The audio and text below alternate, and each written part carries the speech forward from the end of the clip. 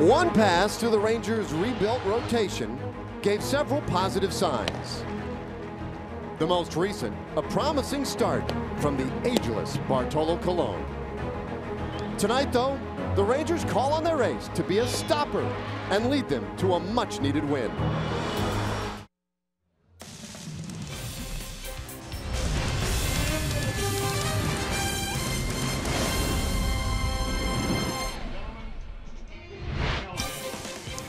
Welcome to the North Bay, folks, in Oakland, California. The Rangers and the A's, second game in our four-game series here at the Coliseum. We've got a great pitching matchup for you today. The pair of aces, Cole Hamels, opening day starter for the Rangers, against Kendall Graveman, the man who took the ball on opening day for Oakland, going head-to-head tonight. And hello again, folks. I am Dave Raymond with C.J. Nitkowski. It is a great pitching matchup for us tonight. Rangers in dire need of getting a win here in Oakland. It's been a long time.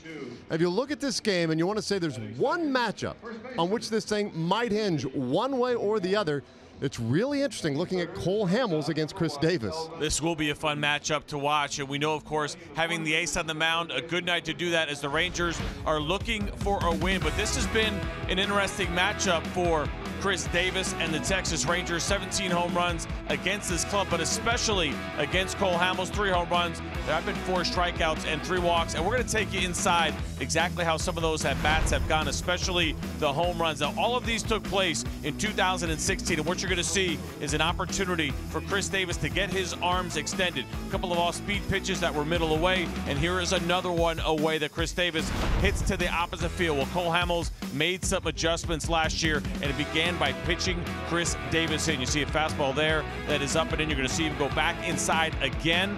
Really well-located fastball that Davis can't get to, and then expanding the zone with the off-speed. Once you show him in, it opens away, and it's kind of textbook 101 when you talk about pitching and power hitting. Cole Hamels has learned those lessons. He'll need to implement them again tonight. And especially against Chris Davis, obviously the guy to slow down in this A's offense. We're set to go tonight. The Rangers offense hoping to get something started. The table setter, Shin-Soo Choo, back in the leadoff spot once again tonight. And he'll be in the spotlight with Emily Jones when we come back.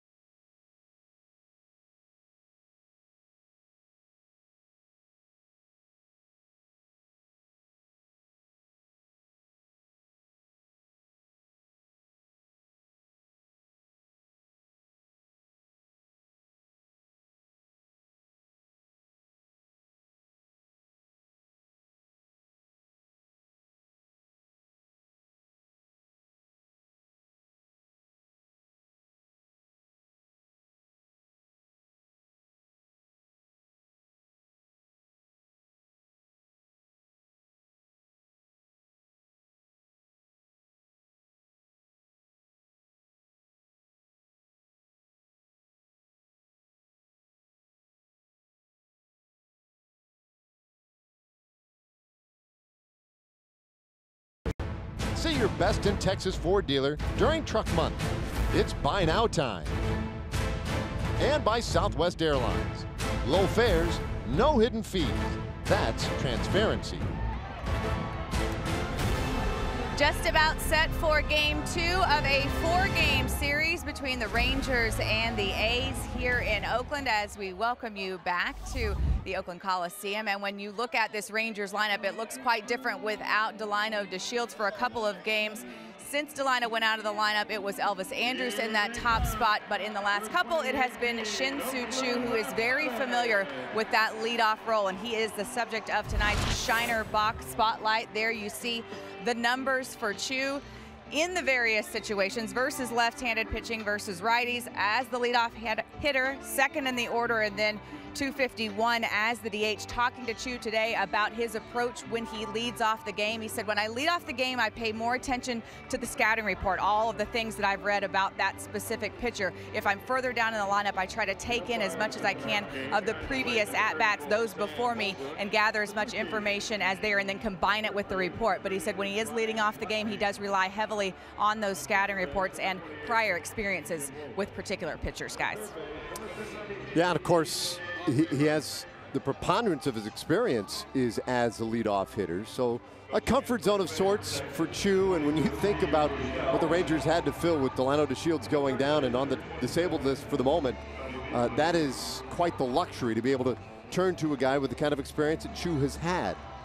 Well, it certainly helps, and this will be interesting too because we look at this matchup. It is essentially the second night in a row where the Rangers are facing a right-handed pitcher that throws a lot of fastballs and a lot of two-seam fastballs with movement. And even though they came up empty last night, they were hitting the ball pretty hard. I want you to take a look at what some of these Rangers hitters have done since the beginning of last year against right-handed two-seam fastballs. There are some really good numbers here from Choo, Mazzara, Rugnan Odor, Joey Gallo. Not only good batting averages, but some power as well. And so they got a good look last night at the Triggs two-seam fastball. Graveman is certainly very good when he is on. He's been good against the Rangers, but his ball club, going back to last year, has done a nice job against the right-handed two-seamer. We saw him squaring up balls last night, just unfortunately not turning into hits. Maybe a little bit more luck this evening for this lineup. Yeah, that was fairly unusual what we saw last night, the way in which they made contact and yet were unable to produce offense from that contact. We'll see how they fare this evening. All set to go. Choo stands in against Kendall Graveman, and when it comes to contact, Graveman, their opening day starter, very good pitcher, but he allowed 3 home runs on opening day. Well, more often than not, when you see a two-seam fastball pitcher like Graveman is letting up home runs, it's because he's getting that pitch up. And it's a phrase that is used pretty often where you say, you know what, get him up in the zone. Now, you don't get to choose where a pitcher throws the ball, but the idea behind that is trying to lay off the ones that are below the zone, forcing to throw more within the strike zone. And that certainly will be an approach here for the Texas Rangers, and I got to believe that's what happened in his first start against the Angels, letting up the long ball. He's gone 2-1 on Choo. And this ball hit on the ground right side. Olsen will take care of it himself, run away. Our Southwest starting lineup for the Rangers. You just saw Choo as the DH. Joey Gallo batting second, as he has in every game so far this year. Elvis Andrews, Adrian Beltre, Nomar Mazzara there in the heart of the order. Robinson, Chirinos catching. Then it's Odor, Rua, and Robinson at the bottom of the order. Same lineup that the Rangers ran out there last night.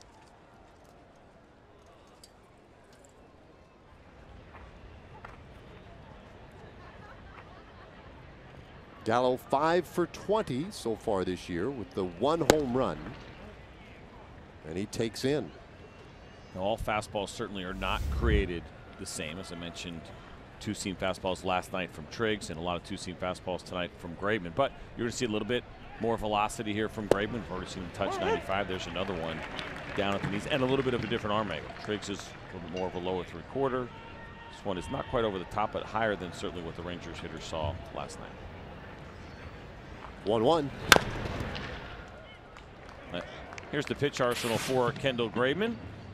Take a peek at it right here. 69% of the time he's throwing fastballs, and 65% of those are two-seamers. Very rarely will you see the four-seamer. You will see the slider, the changeup, the curveball as well. And Graveman, a bulk of his home runs that he let up a year ago, 10 of the 15 all came on that two-seam fastball. 1-2. And a little bit in. Well, as is the case usually with Joey Gallo, the A's, just like every team, will shift defensively. They go straight up, though, in the outfield. On the infield, that's a look that we see quite a bit. It's a full count. That would become so interesting about that. We talk about this a lot with Joe. We've already seen him hit a couple of balls the other way, a home run and a ground ball base hit. But again, look at the repertoire. A lot of sinkers, fastballs running away from him. If he's a little bit late, very easily can get that ball the other way.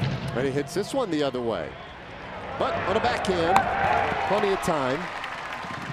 Chapman takes care of Gallo. 2 gone. And here's what the A's are featuring defensively tonight. Pinder, Smolinski, and Piscotty in the outfield. Matt Chapman, Marcus Semien, Jed Lowry, and Matt Olson in the infield. And Jonathan Lucroy back behind the plate tonight, catching Kendall Graveman.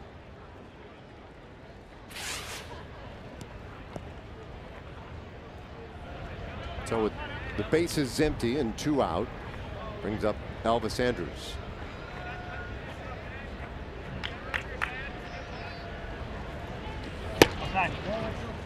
Showing bunt, but not offering at ball 1. Andrus 8 for 18. You see the batting average this year in just the first 5 games. Good numbers once again. Off to a very nice start. He did spend 2 games in the leadoff spot in the immediate aftermath of DeShields leaving the lineup and going to the disabled list. But now back in that familiar 3 spot. He takes a strike. It's 2-1. That's the curveball from Kendall Graveman. I think probably Elvis Andrus a little bit surprised. We showed it to you a little bit earlier. Just 6% of the time does he use that pitch, and probably would not expect it to see it show up in the first inning. Well, this one lined deep down the right field line. Long run for Piscotty, but he can't get to it. 2-2.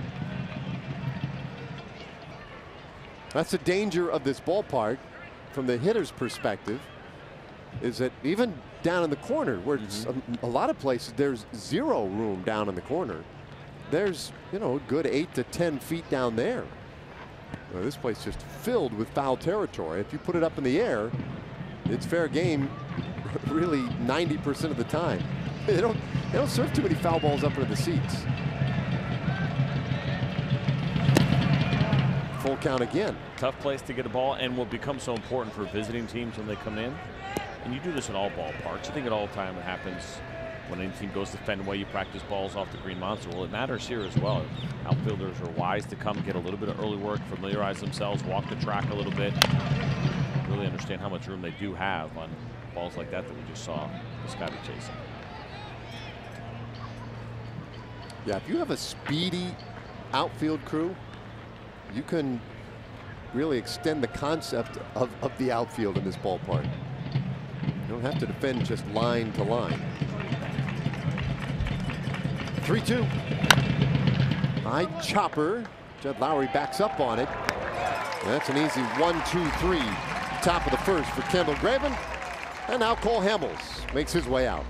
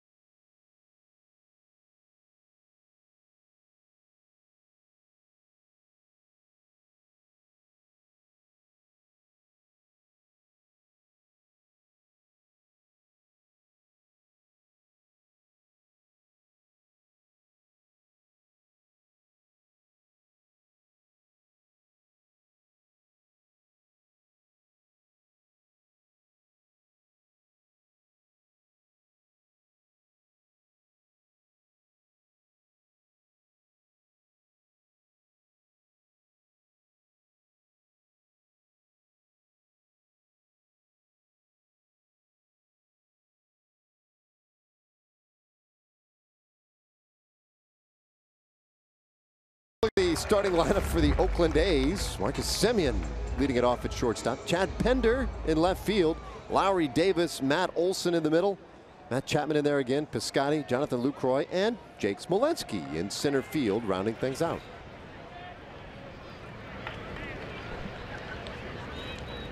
Hamels ready to go and delivers high with ball 1. Semien 6 for 20 to start the year.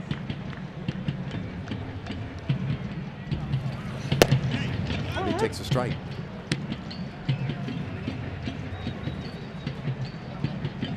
Hamels' second start this season, opening day starter, took the loss.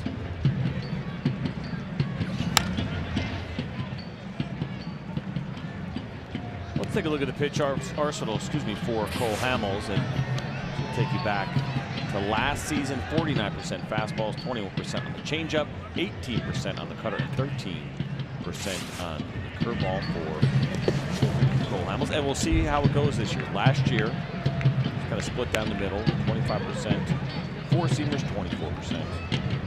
2 seamers, well, he said it's going to be more 4-seam fastballs this year.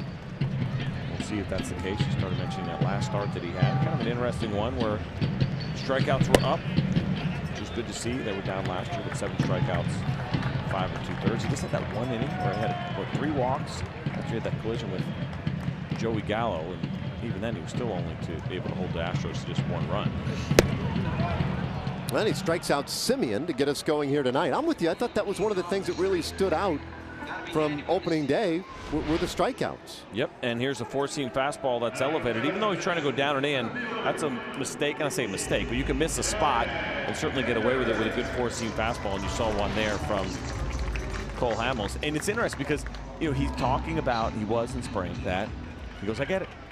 Strikeouts are all the rage these days. That's all everybody wants to talk about, swing and miss. And we're wondering why his numbers went down. Chad Pender sends this one out to the power alley in right field. He's going to go for 2, and the throw is a little bit late. And Pender, little 1-out double. His first hit of the season. Let's take a look at the pitch here from Cole Hamels. It was a fastball that was up, and Pender does a nice job of getting to this ball. I knew as soon as he hit it that it was going to be down. It was a question of whether or not Drew Robinson could get there in time to try to cut it off. And good base running by Chad Pender, who gets in front of the tag from Elvis Andrews. That's good heads-up base running. A lot of guys can just assume the single when they hit that ball. Pender right out of the box thinking too. So he's in scoring position for Jed Lowry. Lowry takes low for a ball. Long look from Cole Hamels. Home plate umpire Sam Holbrook. Box tracks. Got that in the strike zone, and so did Cole Hamels. Lowry delivered the big hit last night. His 2-run double in the 8th inning that broke the 1-1 tie. Pardon me, 7th inning. The A's went on to the 3-1 win, which is their second win of the season.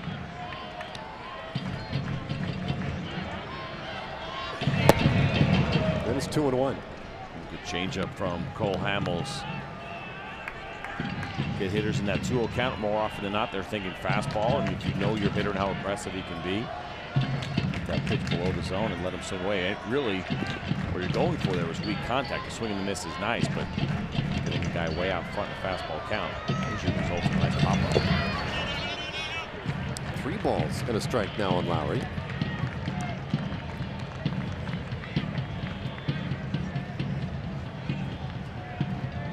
Jeff Bannister talking about his decision last night in that 7th inning to pitch to Lowry with Jake Diekman, flipping him to the other side of the plate. Diekman, the left-hander, put Lowry at the right side of the plate.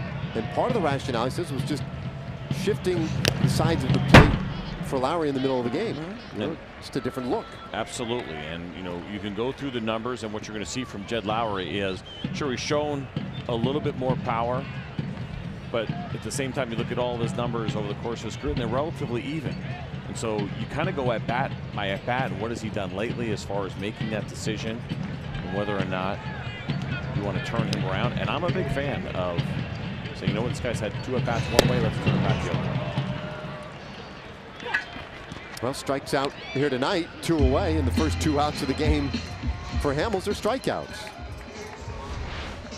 Let's take a look at this pitch here from Cole Hamels, trying to go away. See the ball come back over the middle a little bit, but well located. Check this out with the Rangers pitchers. 48 strikeouts already, 3rd most in Major League Baseball. That was the topic of conversation. Rangers are keeping the walks down, getting the strikeouts up. Right last year, mentioned Cole Hamels. Andrew Castro was on the staff last year. He was not a high strikeout guy.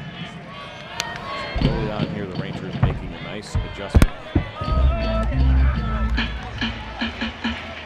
Yeah, you mentioned it. I mean, it's a big part of today's game. Strikeouts go up every year, it seems, across Major League Baseball. Yet last year, it was a bit of a point of weakness for this Rangers staff, top to bottom.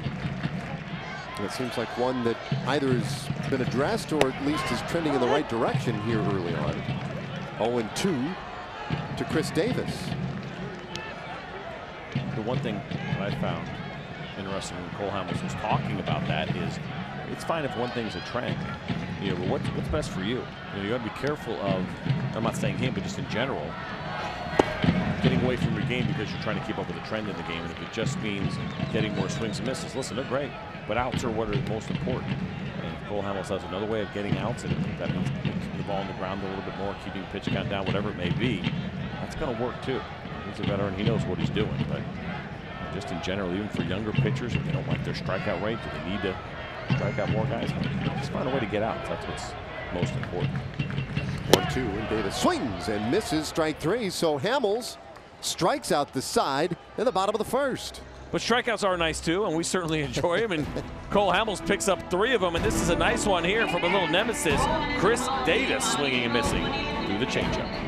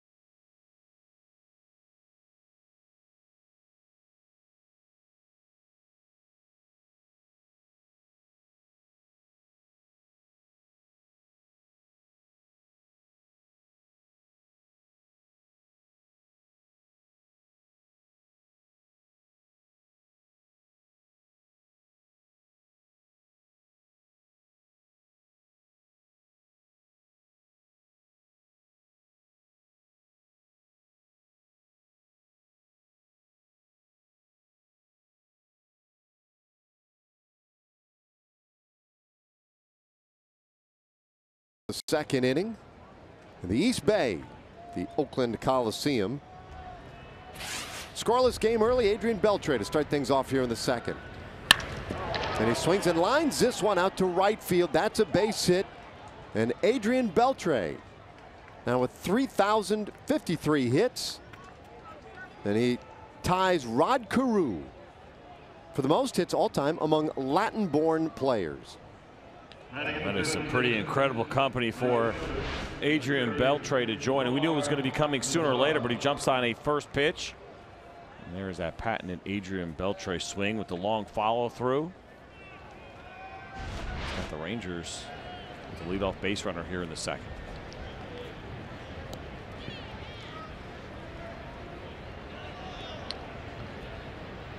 So base runner now. Here is Nomar Mazara. Swings right through, strike 1. TXU Energy power player to watch.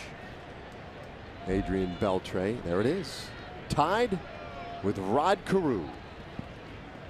And that's a meaningful one. I mean, they're all really meaningful. I'm with you. That's one that's certainly one to be proud of as well. You see Albert Pujols on that list, and he'll join the 3,000 hit club here sooner or later. And I think that'll be interesting to see which one of these guys finishes higher on the all-time hit list. All right, Albert Pujols is signed for it's 3 more years after this one. Adrian Beltre certainly seems like he has plenty of baseball left in him. Yeah, not showing many signs of slowing down. 2-1 to Nomar Mazara. Nomar 4 for 18 with a home run. Good numbers though against Kendall Graveman. There are a couple of guys in the Rangers order today who have pretty nice numbers against Graveman. Riding with that long pause.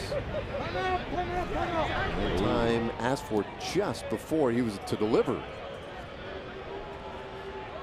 Well, Nomar Mazara thought Kendall Graveman was taking too long to get going, so he asked for time. Ultimately, he was granted that time by Sam Holbrook, but Kendall Graveman probably not too happy about it as he started his delivery, but he must have been looking down, did not realize that time had been called. I don't understand the lengthy pause for Graveman here. This one lined out to right field. That's a base hit. Beltre on his horse around second. He'll get to third. Beasley holds him there, but double for Nomar Mazara.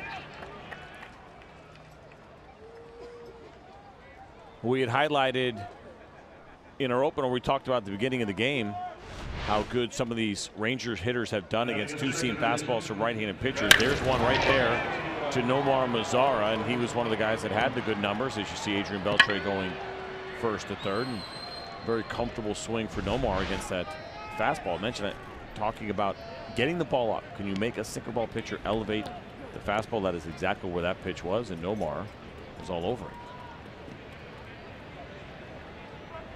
So second and third, nobody out.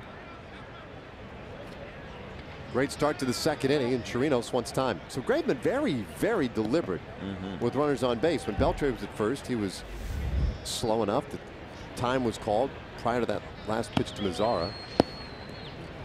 And I don't, like I said a moment ago, I'm not sure I totally understand. It's not as if Beltre was taking an audacious lead or a real threat to steal. Certainly no one going anywhere at the moment. And there's a strike to Robinson Chirinos. We just saw Kendall Graveman twice look at Jonathan Lucroy and give him that, hey, go through the signs again or reset symbol. And so that could be a little bit of an issue. Jonathan Lucroy, of course, was a late sign. And Kendall Graveman doesn't have that slow of a pace. Chopper right back by the mound. That'll get a run home. Chirinos thrown out, but Beltre scores on the little roller, and Mazara to third base. Rangers score the first run tonight. Well, this is a pretty tough pitch to handle, but a nice job by Robinson Chirinos to do enough to get the run in. Robinson getting some congratulations from his teammates, but it's the other thing. When you're a right-handed hitter dealing with that two-seam fastball, that thing comes just grinding in on your hands like that, and it can be a really tough pitch to handle, but it was a nice job by Robinson Chirinos. So now the infield will come in. Mazara at third base and Odor in at the left side. So part of this now for Tony Beasley as he's talking to Nomar Mazara is the decision on what they want him to do on contact. You got the infield that we just saw a pretty weak ground ball. Do you go right away? Do you want him to see the ball through? Do you want to put some pressure on the A's defense to try to make a play at the plate? And I would say normally that'd be a very easy decision given the A's defensive struggles the last couple of years and early this season, except that Mazara not real quick. You know, personally, I'd prefer that they see the ball through. Now, you look at the left side of the infield, you could say if you see an infielder going to his left or his right, then go. If you think it's going to be right at him, you got to hold. All different ways that you can play it.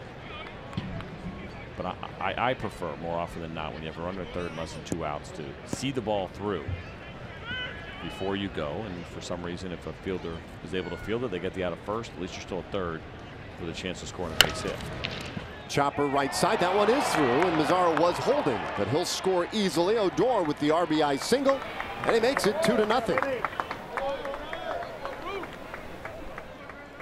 A good inning here from the Rangers so far, and a nice job by Odor as he's dealing with that two-seam fastball, knowing that you have the infield in. He's not going to shorten his swing, but at the same time, you want to make sure you get contact, and he's able to do it. And that was actually a slider from Graveman, but a great job by Odor to hit that ground ball to the right side. Whenever you have the infield in, more often than not, hitters are thinking, just hit it hard somewhere. It's going to get through if you can hit it hard somewhere, and Odor was able to do exactly that.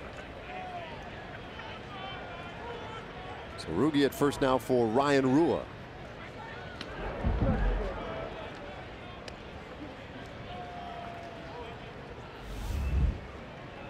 See, Rua had the hit last night, 1 for 3.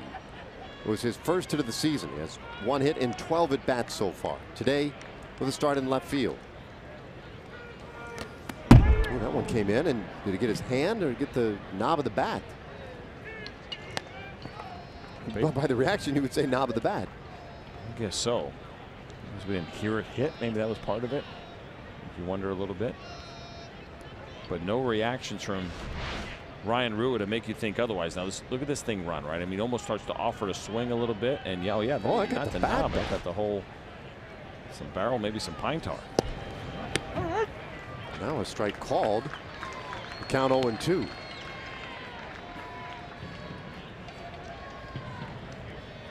Think about how late Jonathan Lucroy signed with the A's. It was March 12th, so pretty much right in the middle of spring training, a couple of weeks to go.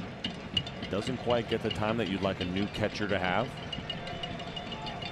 with his pitching staff, and I think you're seeing the effects of that here a little bit. Kendall Graveman seems like he's having a little bit of a hard time getting in a rhythm. We've already seen him step off a couple of times. Asked Jonathan Lucroy to go through the signs, and it's a lot to ask of a catcher to come in middle of spring. As many late signings that we've seen this past offseason. Catcher, exactly. That felt like last night too. There might have been a couple of moments with Triggs where they got crossed up.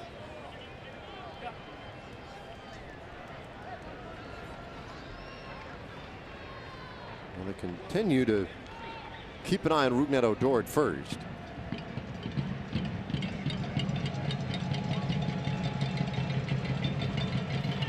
Moderate lead, but he is going. Pitch is outside, Lucroy, throw down to second, in time.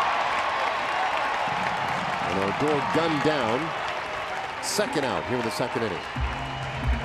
It's a nice throw by Lucroy. You could tell that Rougned Odor was going to be going there, and I think Kendall Graveman knew it all along as they were keeping a close eye on Odor, where you see him leaning in, and not a bad jump at all, but it's those couple of throws over that cause a base runner to give just a little bit of pause. Maybe shorten his lead, but Jonathan Lucroy with a good throw on the money to get Odor.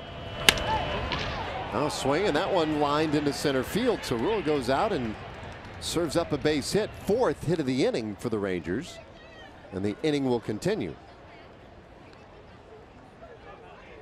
Nice job by Ryan Rua to stay back on this all-speed pitch. Just enough. He caught it out front, but does a good job keeping the hands back. And 4th base hit now here for the Rangers. They're taking some pretty comfortable swings against Kendall Graveman.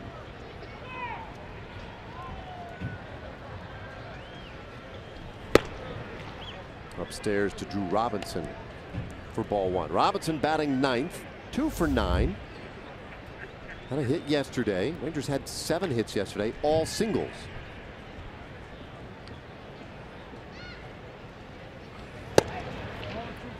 Two balls and no strikes.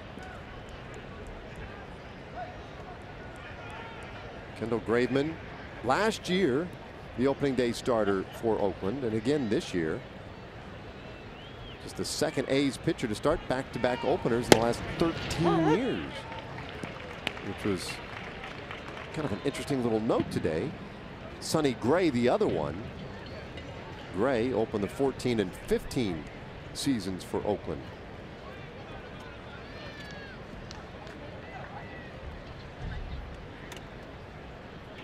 Rua with the lead. The pitch to Robinson is low. It's 3-1.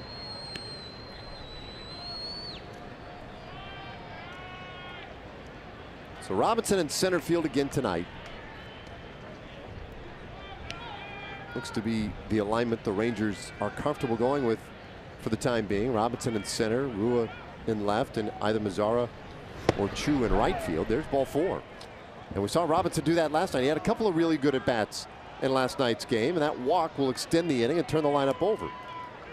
Kendall Graveman just does not look very comfortable, and you see what the A's have done so far this season. Just 9 walks allowed. That's the best in the game at the moment. I got to tell you this too, noticing the use of the breaking ball from Kendall Graveman. 14% sliders so far this evening. I mentioned 6%. So what he did with that breaking ball last year. Curveball, slider, depending on how you look at it, looks maybe a little bit more like a curveball to me. But either way, 14% of those tonight. We showed you again how good the Rangers have been against the right-handed sinker. Even though Kendall Graveman was good against them, I do think we've seen him make a little bit of an adjustment, or trying to make an adjustment. That means throwing a few more breaking balls than he usually does. Well, this pitch here will be his 20th of the inning. He's starting to pile up on him just a little bit.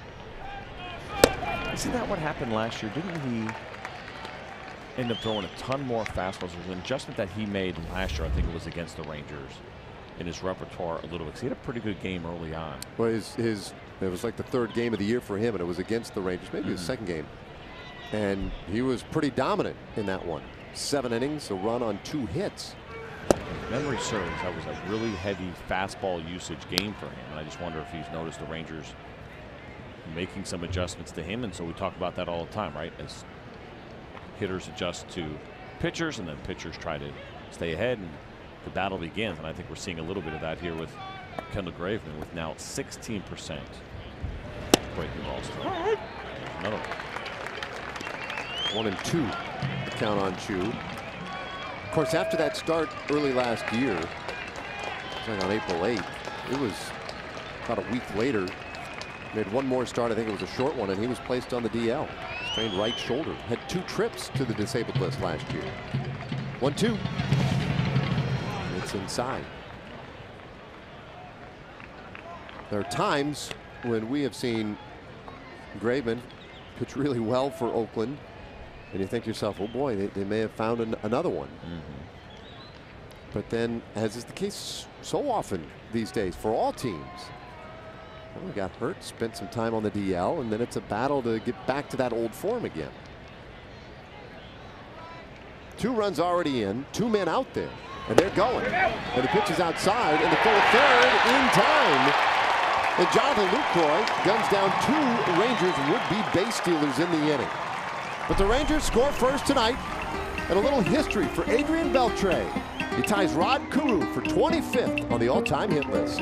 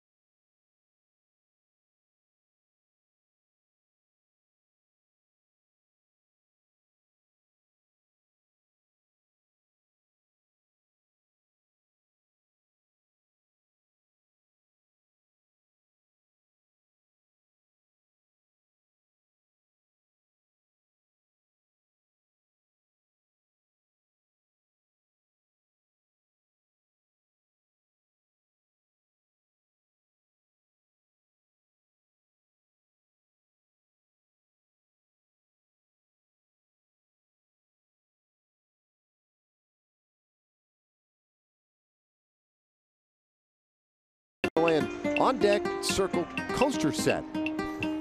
Easy for me to say. The first 15,000 fans to the ballpark, courtesy of Coca-Cola. Get your tickets at TexasRangers.com or call 972-RANGERS. It's an on-deck circle coaster set. You sure? Yeah. Which, by the way, is pretty awesome. It is cool. And then you can put your Coca-Cola right on it, and then you don't, damage the wood furniture. That's right.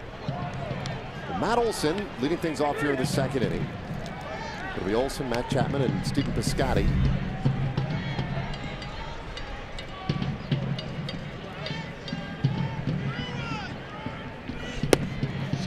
Way in, 2-1 the count.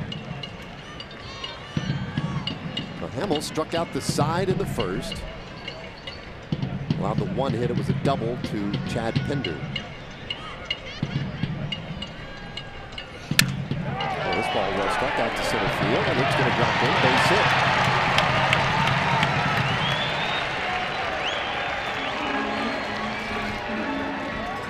Well, taking a look at our progressive. Batting in the sixth position, third baseman. Tomorrow, the Rangers will be on the plus. Game 3 of this 4-game series with Oakland. And then we'll wrap it up on Thursday. Home for 2 series. Blue Jays and the Angels, then back to the road again. Last year got so used to those really long homestands or really long road trips. This year a little more reasonable. 2 teams in, 2 teams out. Yeah, I'm okay with that. I mean, as a player, those longer road trips, not necessarily ideal. I don't think you love them as much living in a hotel that consistently. I know, what do we have, 7 3-city road trips last year? It was the most in forever ago, right? It was like 2006, I believe was the last time. Does that sound right? It'd been a long time since they had that many 3-city road trips in one season, and so a little bit of a different feel. I know the Rangers are always going to be at somewhat of a disadvantage because of the time zone in the West. I mean, it is certainly helpful that the Astros are in the division now, but the other 3 teams are 2 time zones away, so it's going to be a battle regardless. A big swing and a miss, and Chapman strikes out. That is 4 strikeouts for Hamels. Oh, I had the strikeout going on opening day, and he's got it going again tonight. All 4 swinging. You'll see this pitch here below the zone. Nice looking change up there from Cole Hamels.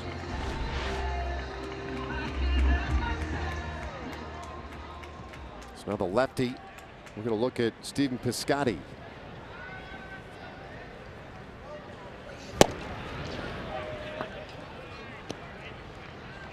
Got some swings and misses tonight. Certainly is. You mentioned last game, 7 for Cole Hamels, and pretty impressive to see him bounce back from last year. That number was a career low for him. He's like his old self. I mean, that is paint right there. You put the fastball right on the corner and the changeup. I'm not going to say I feel bad for an opponent, but Scotty, yesterday. I was just going to say, I'm fascinated. Can it happen again right here? He hasn't seen a ball since before this series. It was 10 pitches that he saw yesterday. He struck out 3 times and didn't do a double play. And he strikes out on 3 pitches again. Unbelievable. 2 away here in the second inning. He struck out 3 times yesterday on 9 pitches. Another good changeup. I mean, this was fastball, changeup from Cole Hamels. And when we talk about command, he is putting on a display, and just did in back-to-back at-bats. Your ability to really dot up your fastball, put it where you want to. He nailed that down and away corner, and then the changeup coming out of his hand, and even halfway there, still looks like it's that same fastball. And by the time you realize that it is a changeup and 7-8 miles an hour slower, it's too late. Well, Jonathan Lucroy. Lucroy batting 8th today.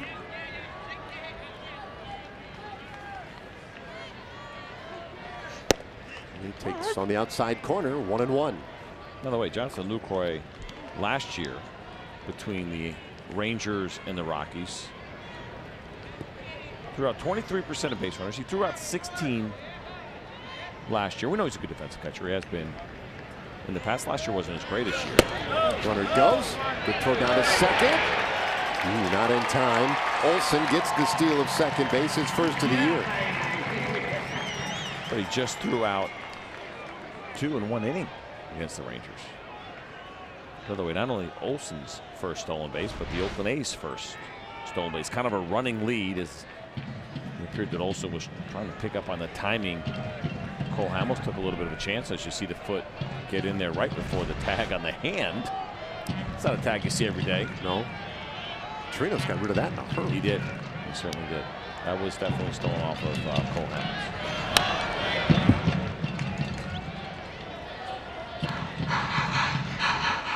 To your point, the first stolen base for Oakland, the first time they've attempted a stolen base this season. Just as the home run is, become so in vogue in baseball, the stolen base has all but disappeared. Seems to much less running, but they do it with a lot greater success. Count stays 2-2 on Lucroy.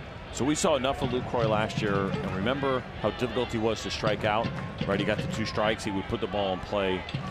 He had the second or best rate of putting the ball in play with 2 strikes. Did a really nice job. And what he would do was try to hit the ball the other way. Right? We saw him hitting the ball the other way quite a bit to right field. Even ground balls to second base side, first baseman, whatever it may be. So Cole Hamels is aware of that.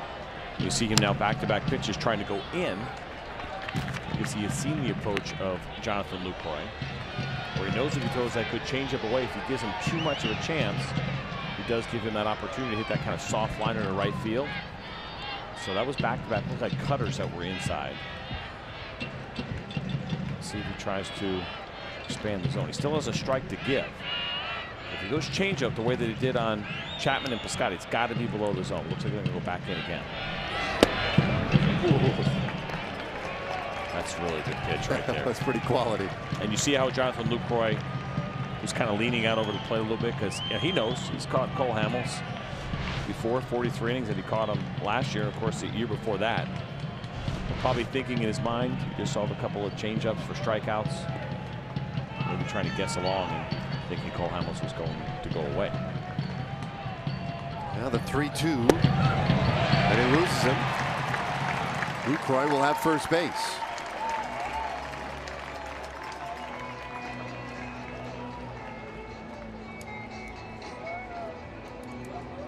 Well, you saw the numbers during that at-bat, too, for Lucroy, head-to-head against Hamels.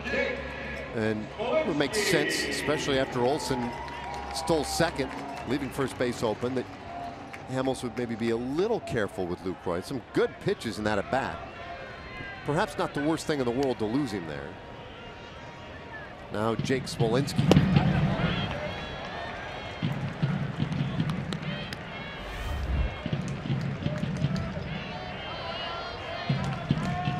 Smolinski's never had a hit against Hamels. And looking for his first hit of 2018. He's 0 for 3 so far. And it's not going to happen with that one. 1-1 the count.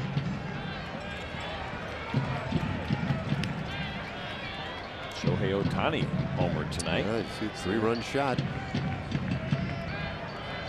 Tell you what, he's a sandbagging son of a gun. Don't play golf with him. My goodness. 1-1. All your money. I mean, listen, I was in the he might need to go to the minor leagues camp to start the year. And the Angels were like, no, no, no. And there was, there was a legitimate conversation on whether or not he should start the season in the minor leagues. Was he ready? And listen, you've heard me say before, I'm like, well, got to keep an eye on Japanese players because they do treat spring training differently, but I can't imagine he'd be laying back his first year. I don't even know if that was the case, if he was, or what's going on, but he went from lower than expected velocity in spring training. Looking pretty bad at the plate. Pretty bad, yeah. He's just hit a home run. And he was touching, what, 99? Did he touch 100 the other day? Yeah, right? yeah. He threw several at 100, a lot at 99, 98. Surprise. Unbelievable. Olsen at second, Lucroy at first for Oakland, the 2-2. It's a full count on Smolinski. So Hamels really using a lot of pitches here in the bottom of the order. Up to 40 now, working in the second inning.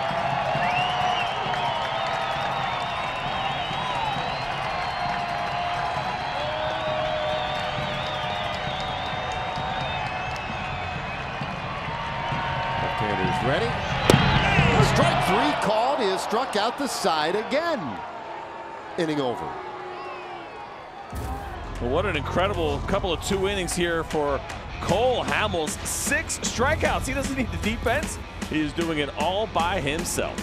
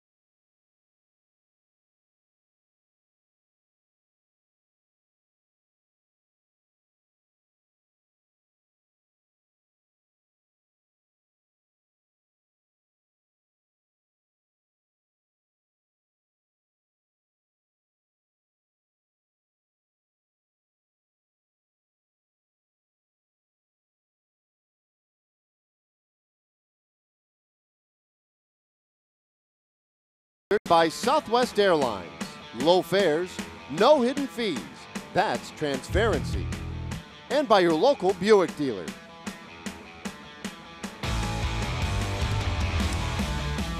Well, Hamels has the strikeout stuff going tonight. 6 strikeouts through 2 innings. And the Rangers have given him a couple of runs of support early. Now in the 3rd, top of the order, Shin-Soo Choo with a new count against Kendall Graveman. It's Choo who was at the plate last inning when Rua was caught stealing 3rd on an attempted double steal. So the Rangers outs have come on 4 ground outs, 2 caught stealing. The A's 6 outs have come on all strikeouts. It's a game of extremes right now, 3-2. It's the game that, what was it, the final game that we had on the homestand, right? Was it Mike Minor and Garrett Cole? We didn't see a fly out till, or I mean, we didn't see a ground out until like the 6th inning. We haven't seen a fly out yet here.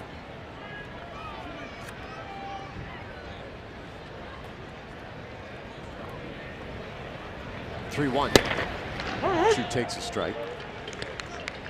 Not unusual to see Choo laying back 3-1. That's a pitch he'd go after in a full count, but 3-1, that fastball up in and not what he wanted. And he strikes out here to start the 3rd.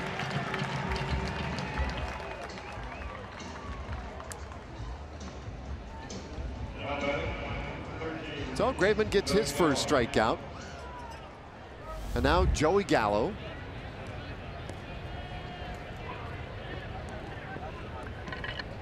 Joey, you see ground out in the 1st. Yeah, that is accurate. A ground out to the 3rd baseman. That's right. You know what's funny? I wrote 6-3 in my book. That's a habit that's really difficult to break when you think about 100 other things as well. And again, there's the guy at shortstop, so that's a ground out to short when actually it's not. I've had multiple people ask me that question when scoring. Well, what do you do? And Alex Bregman was playing left field as the 3rd baseman, and he catches a fly ball. How do you write it in your book? F5. Right. I mean, that's what it is. It does get back, though, to sort of a simpler point, which is how do we keep track of what is really going on? Right? Because that F5 doesn't tell me the right story into the day. This ball hammered down the right field line, heading toward the corner, gone! And Gallo pulls the ball out of the yard, as we have seen him do so many times. For Joey, his second home run of the year. That's number 50 in his young career.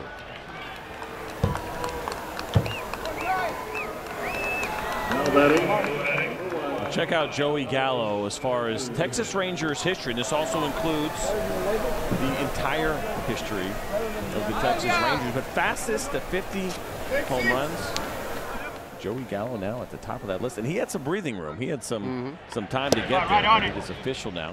Back all the way through Washington Senators as well.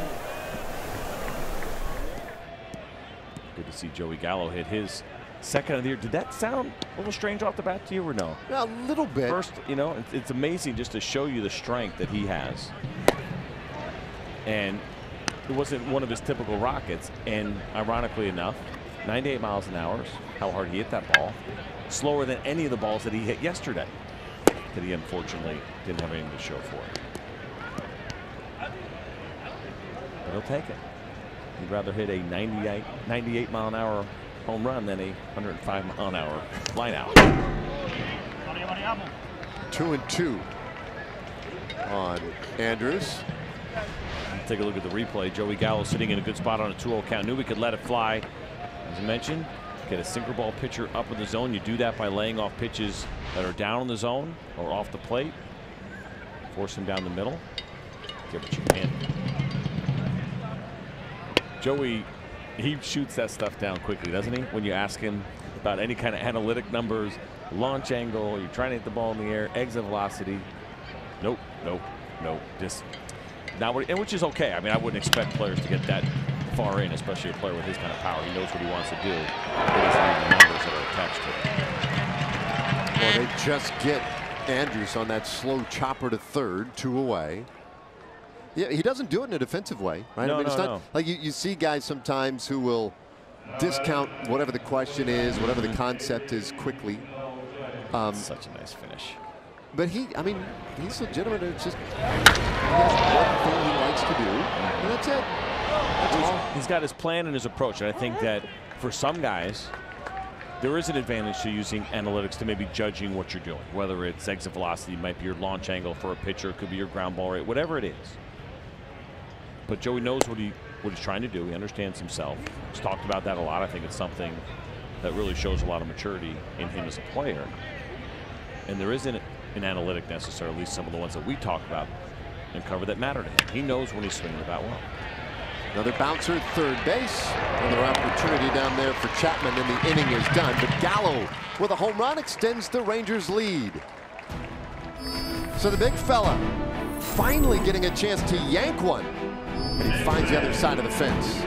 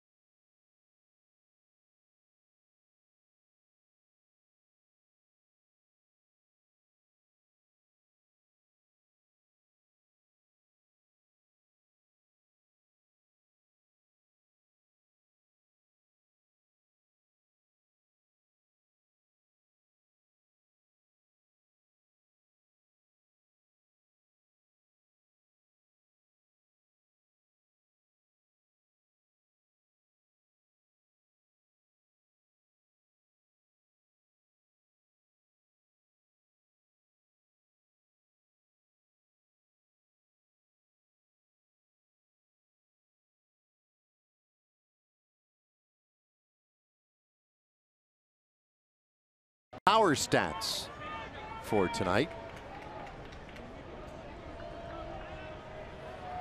We'll come right after this pitch. There you have your Kubota power stats. Well, he's got 3 runs tonight. It's worked out pretty well for him over the course of his career. 132 and 18. That's amazing. It really is. I mean, you think about only taking 18 losses to 132 wins. I mean, it's not like we're talking about 5 runs. I mean, 3 runs is, you could still flip a coin on how it's going to go for a starter. And you would expect the guy to, a good pitcher to be a little bit above 500 with 3 runs or more of support. Now, Cole Hamels last year had some really good run support, better than 7 runs. Was his run support average a year ago. Even Dave Raymond's record would be good with 7 runs of support. I don't think so. Not even. But 3. 2 and 2 to Marcus Semien. How about this? I'll take that concept a little further for you. His last 51 starts in which he has had 3 or more runs of support, he personally has gone 31 and 2.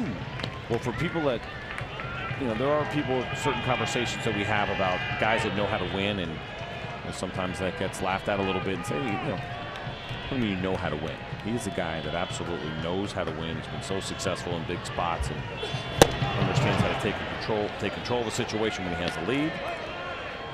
He continues to breeze through this lineup so far. So we're going to show you the Rangers defense, which is delivered to you by Texas Farm Bureau Insurance.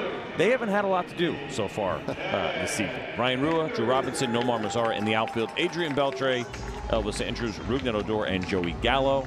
Then, of course, Robinson Chirinos behind the plate catching Cole Hamels and doing an excellent job. There have been only 2 balls put in play so far. That double, Pinder, who's up now, and then the single by Olsen to lead off the second.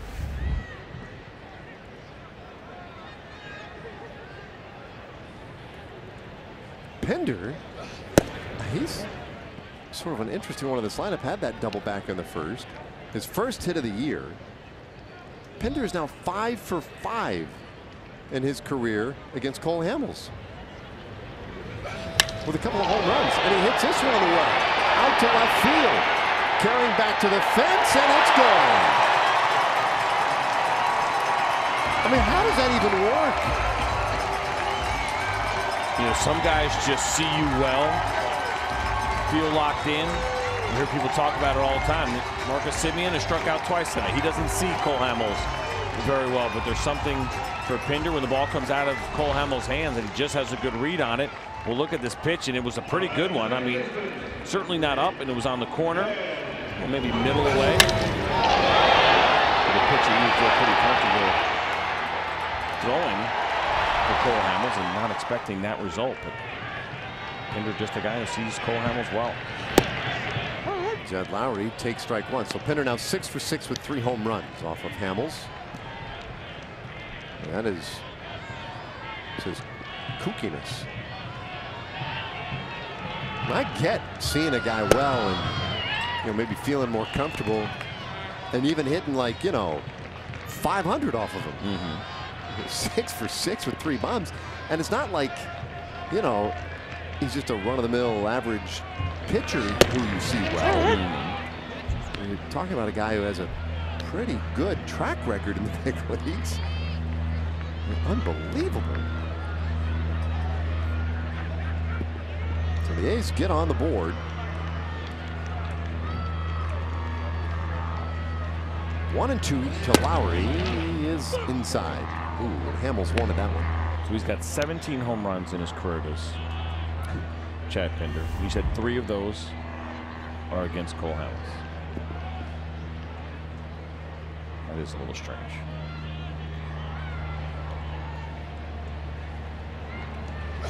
Lowry swings and misses. Strike 3. That is 8 strikeouts now tonight for Hamels.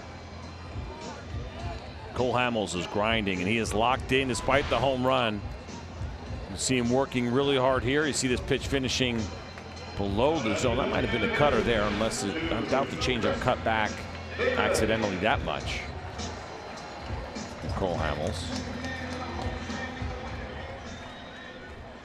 You might be thinking, well, Chad Pinder probably just crushes lefties. That must be part of it. Yeah.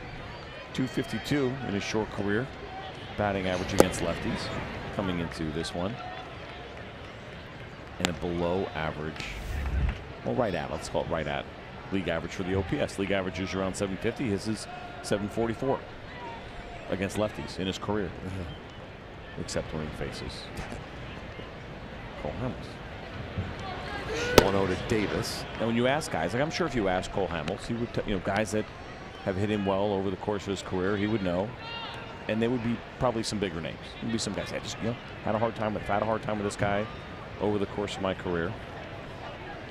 But he's going to have to say Chad Pinder when he's retired. I'm not trying to knock Chad Pinder. So he's early in his career, not a lot of experience yet. And he's just really good against Cole Hamels. Meanwhile, 3-0 to Chris Davis, very dangerous hitter. There's ball 4. Well, that was the matchup that we had highlighted before the ball game, was Hamels against Chris Davis. And figuring it would be an important one. However, that one tilted because there have been days where Chris Davis has certainly handled Hamels quite well. And then there have been the opposite, where Hamels has shut Davis down quite a bit. I guess we'll call it a draw at the moment, a strikeout and a walk. And here comes Matt Olson. Olson had a base hit in the second inning.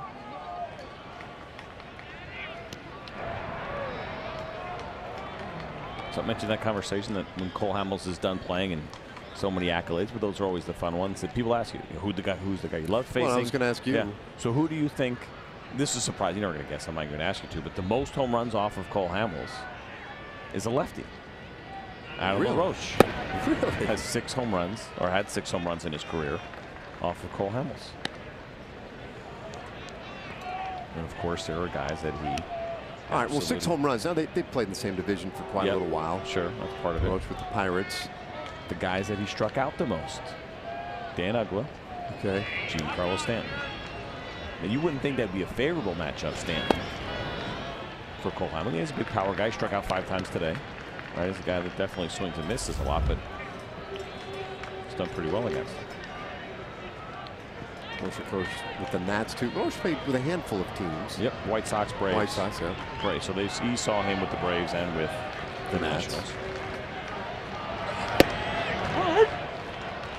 Strike makes it 2-1 on Olson. All right, so what about it? Now, without looking it up. I don't have to look at him. Oh, really? You've got the guy. You know who it is. The one I still wake up, cold sweats in the middle of the night. Yeah. That guy. Yeah. Carlos Delgado. Really? Oh my goodness. Well, he got a couple guys. He did. And then Manny Ramirez. Not a great matchup for your partner, as you might imagine. He's about 7 for 4 off me. I think that's what it felt like.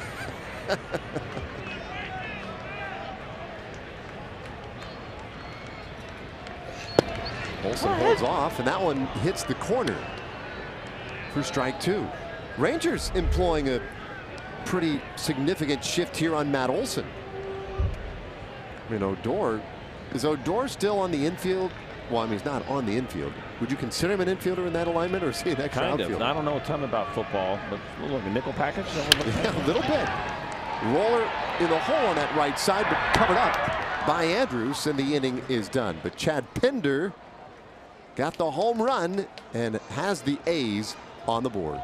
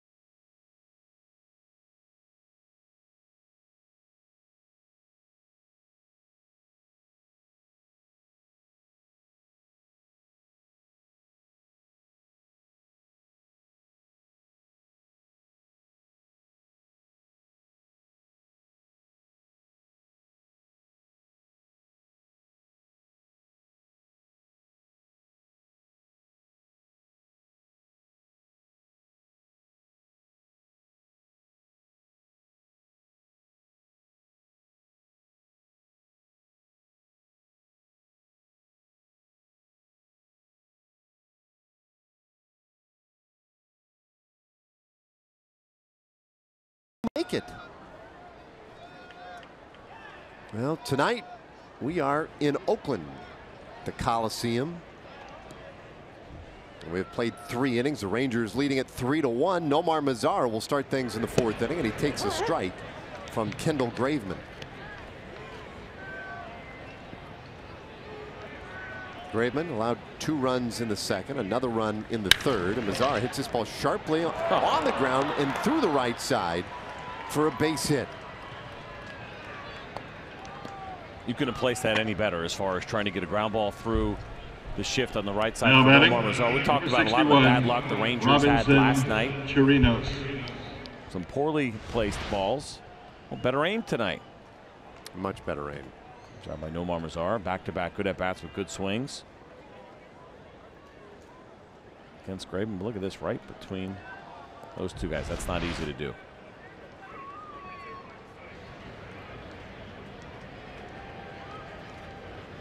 So now Chirinos, who drove in the 1st run of the game tonight.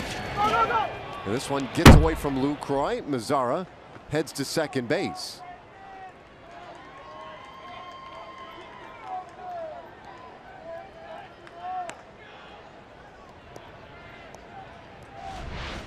Let's take a look here. Good secondary lead from Nomar Mazara and a good read, and Robinson Chirinos also letting him know to get down there. Breaking ball much further away than Graveman wanted it. Jonathan Lucroy had no chance to get there in time. So free base for Mazara on the wild pitch. 1-0 to Chirinos. It's off the plate. Chirinos, though he drove in the run in that 2nd inning, it happened on a ground out. He's 0 for 16 to start the year. Not if I have anything to say about it. He's got a triple this year. Bouncer, 3rd base. Chapman circles it and has time. 1 away. Of course, you're talking about that fly ball yesterday that Stephen Piscotty went back on, jumped for, hit his glove, and Robinson made it all the way to 3rd, but they ruled it an error. That is not settled yet. We got time. Think of 30 days. Does that sound familiar to you?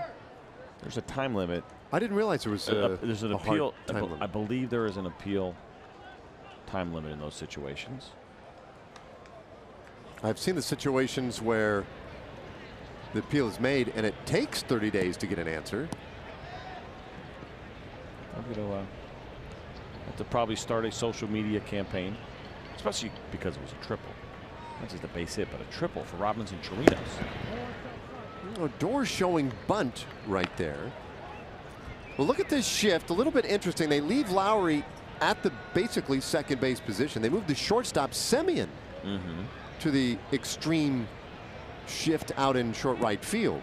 That's kind of interesting. Yeah. I mean, listen, you have Lowry essentially playing a standard, not a standard, but a 2nd base position if you were going to play somebody up the middle. And so sometimes with these conversations on shifts, the thought is, well, how many guys do you want to take out of position? At least if they're normal angles that you're used to making. We saw Elvis Andrus in that spot where Lowry is right now and have to field the ball to his left, and he did it fine. And certainly I believe Marcus Semien is capable of doing that. But that could be one way that the A's are looking at this in this situation, or if they just feel like.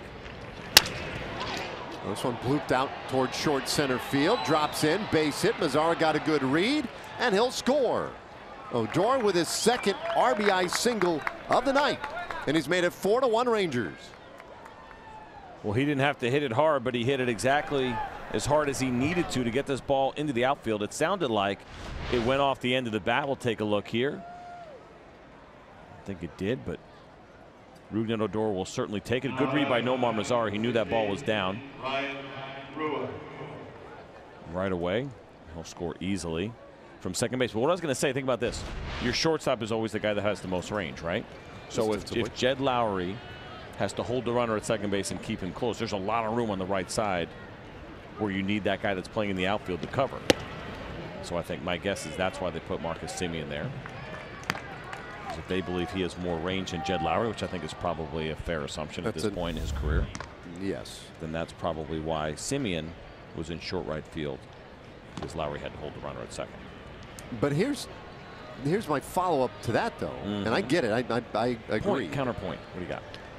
The other shifts they've had tonight, they haven't necessarily gone that route, right? They have put Lowry out there and Simeon more at that sort of second base position. But was there a runner at second base in those spots? Well, I don't know. Well, that matters. Facts matter. Everything. Because he can't, point being is he can't jump off the bag too far because he's trying to keep the runner close.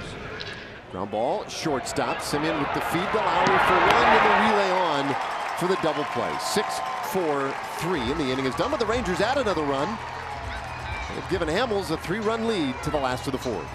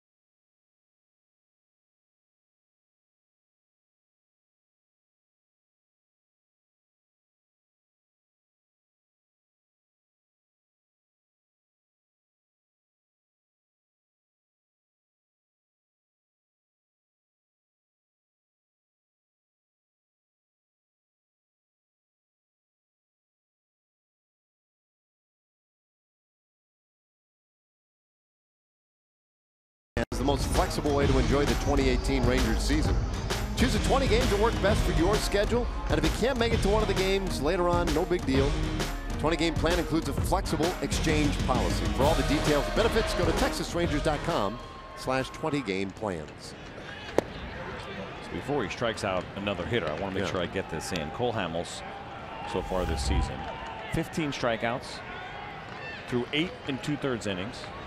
Last April, he also had 15 strikeouts in the entire month, but it took him 32 2/3 innings to get there.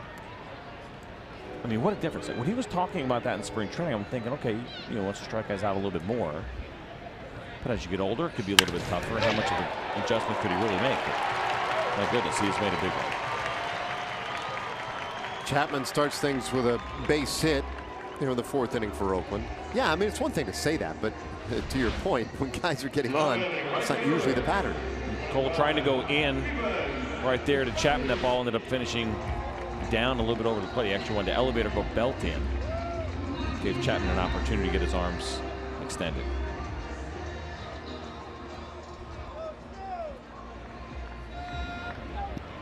So now Stephen Piscotty. This is must-see TV every time he comes up now.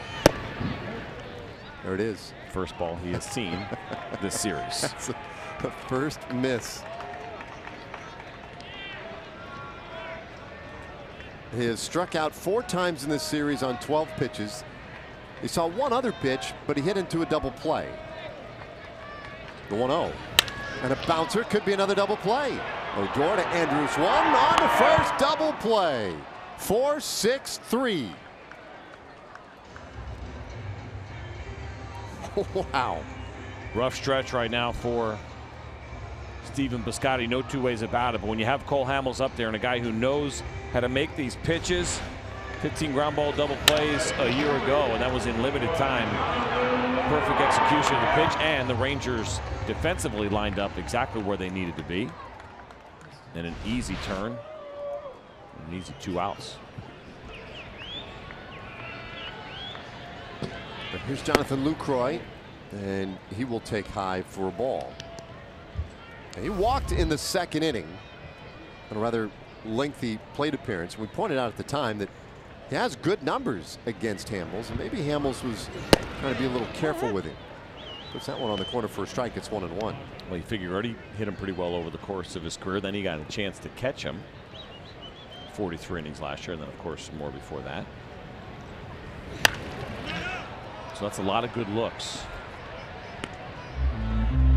A guy that he now has to face, and we'll see a pretty good amount most likely this year in the division against the Rangers.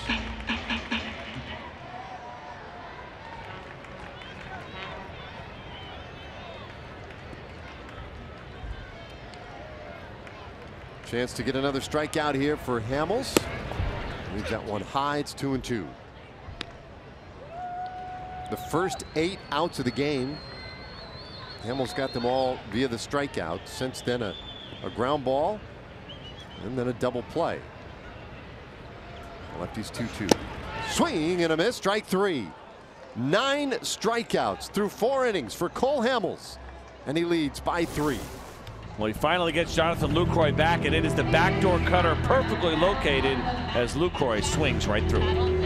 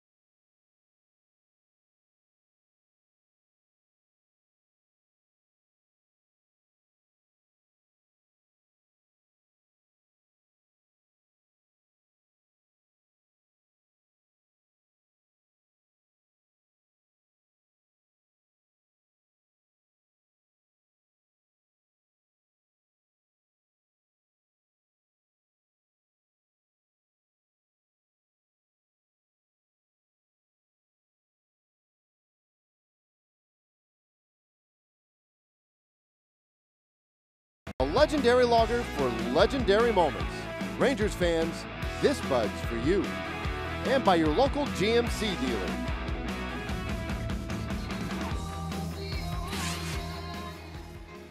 Nice start for Cole Hamels so far tonight. It's a new Rangers record, getting the first 8 outs by strikeout. He's locked in, looking really good. The changeup has been good. The fastball location has been very good. And then we've seen that cutter as well. He's used it really in kind of some big spots. And right there to Jonathan Lucroy. That was a perfect pitch. A backdoor cutter. Located it down and away. Cole Hamels is feeling good. Well, Drew Robinson leading off this 5th inning in a whole 0-2. Walked in the 2nd inning. At the time, we pointed out that the A's have done a really good job in the early part of the season limiting the walks. Went a little bit in, and Robinson's walk was the 9th that they had allowed. Well, it was also the 5th for the Rangers in this series. So yesterday they got 4 walks. Today Robinson already with the 1. So I guess really when you look at that number for Oakland pitching, you go back to their opening series against the Angels, and they were just very, very stingy with the walks in that one. It's been fairly normal his first 2 days.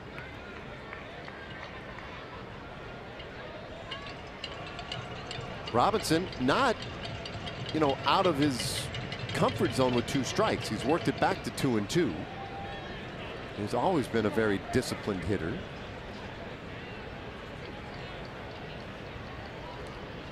Graveman's pitch, a swing and a soft liner out to center field, drops in, base hit. And so Robinson, a great battle there leads off the 5th with a single. And he's been on now twice tonight. You mentioned last night some good at-bats for Drew Robinson and taking advantage of that playing time. Again, sinker that is up in the zone. Does a good job of fighting it off. That soft liner into left center field. I guess dead center field, probably a little bit more accurate. But Drew Robinson, because of the Delino DeShields injury, getting starts in center field. And talk about consistent at-bats and how important they are for hitters. You can see it's having a positive influence on Drew Robinson right now. Chu takes a strike. 0 for 2 so far tonight.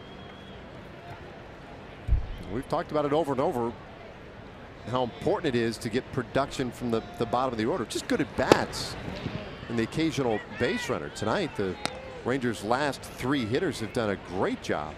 4 hits and a walk, driven in 2. Changes everything for this offense. Chu showing the bunt there, drawing Chapman in a little bit more, but there is still a lot of room. He wants to try to lay down the bunt. Tried to stop and did on the appeal. DJ Rayburn said he did not go around.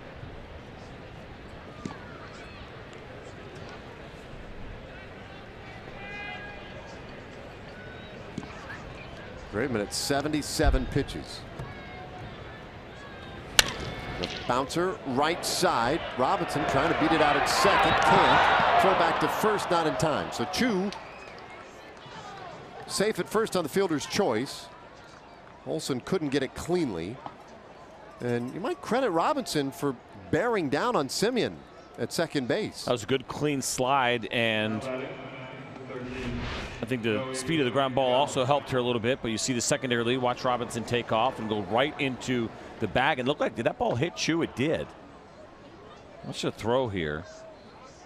Olsen missed the pick, or maybe slowed it down. It looked like it might have caught Chu in the leg.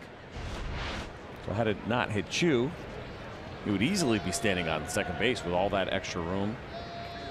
I mean, the room from first base to the wall is, I mean, how far is it? 80 feet? I mean, he might have scored.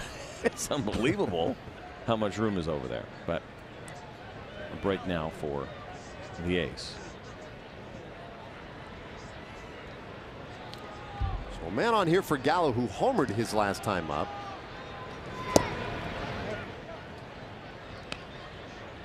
His 50th career home run. Fastest in Rangers history, franchise history, to get to 50 home runs.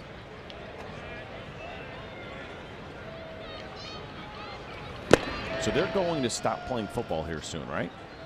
They're a couple years away, a year Still or two a couple away. years. Yeah. I wonder what effect, if any, that'll have on what they do with the stadium. Would they want to make some things more permanent?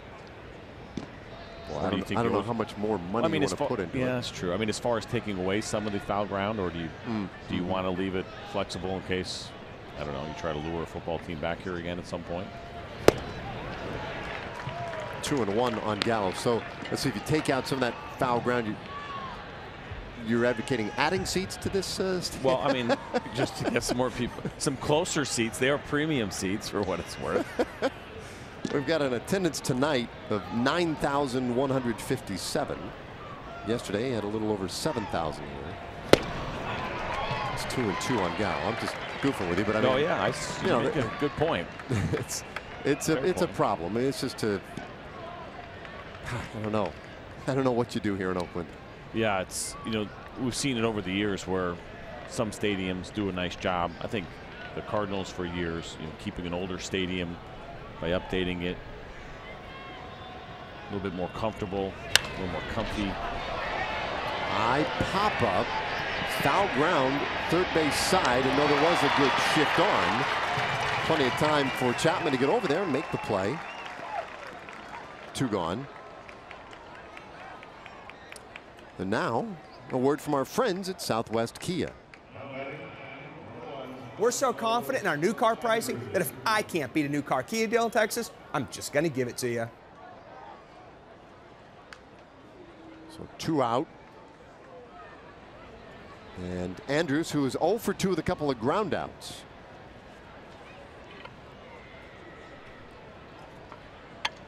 top of the 5th inning, second game in what will be a 4-game series, and that one a little bit in on Elvis.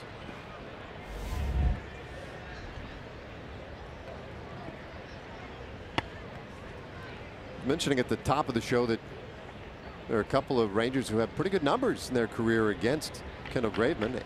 Andrus, one of them. 7 for 20. Good for a .350 average. That was coming in, but Graveman has handled him well so far tonight. This is the 3rd time through the order, though.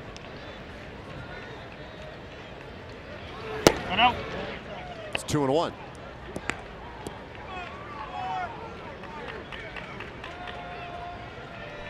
Andrus has at least 1 hit in every game so far.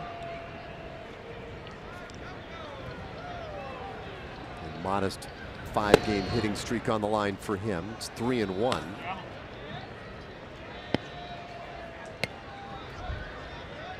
It's the longest hitting streak to open a season for a Ranger since Elvis started the 2014 season by hitting in the first 11 games that year.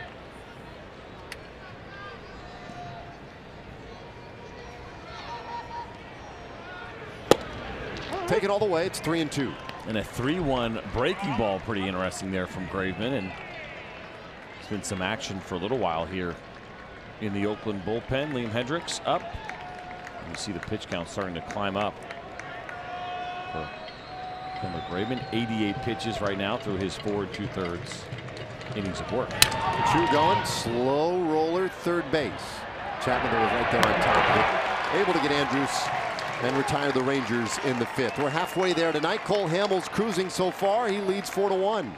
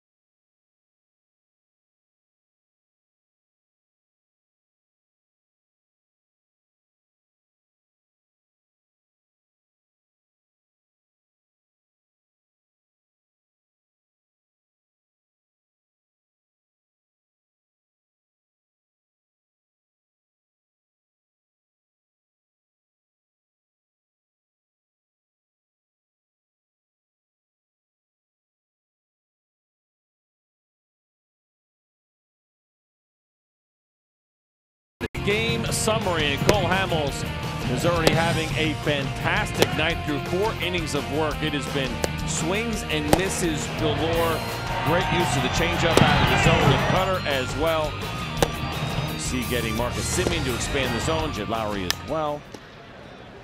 Now the first pitch to Smolinski. Rolled down to third, and just in time across the diamond. Wow. Beltre came in. It was not like he played back on that one. He came in to get it, and they really had to fire to get Smolinski. The A's were considering whether or not they wanted to replay that. Asked for a challenge, but they have not.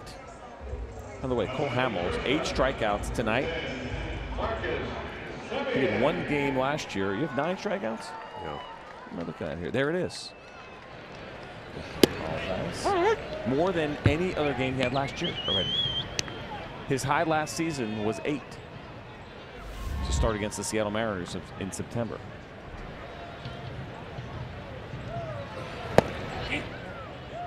1-1 on Simeon, who he has struck out twice tonight. He's got a little work to go as far as trying to get to his career high. Cole Hamels a couple of times, if I'm not mistaken. There's 15 strikeouts back in 2007. There's also multiple games of 13.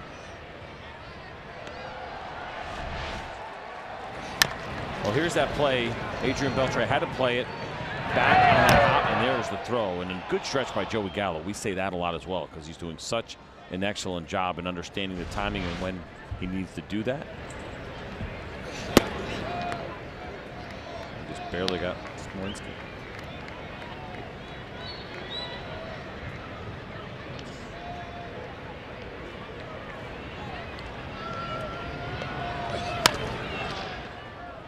Stays 2-2.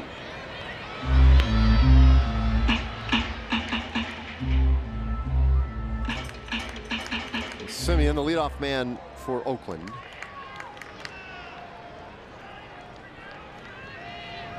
Came in 6 for 20 tonight. Fouls this one away, and we'll get another one.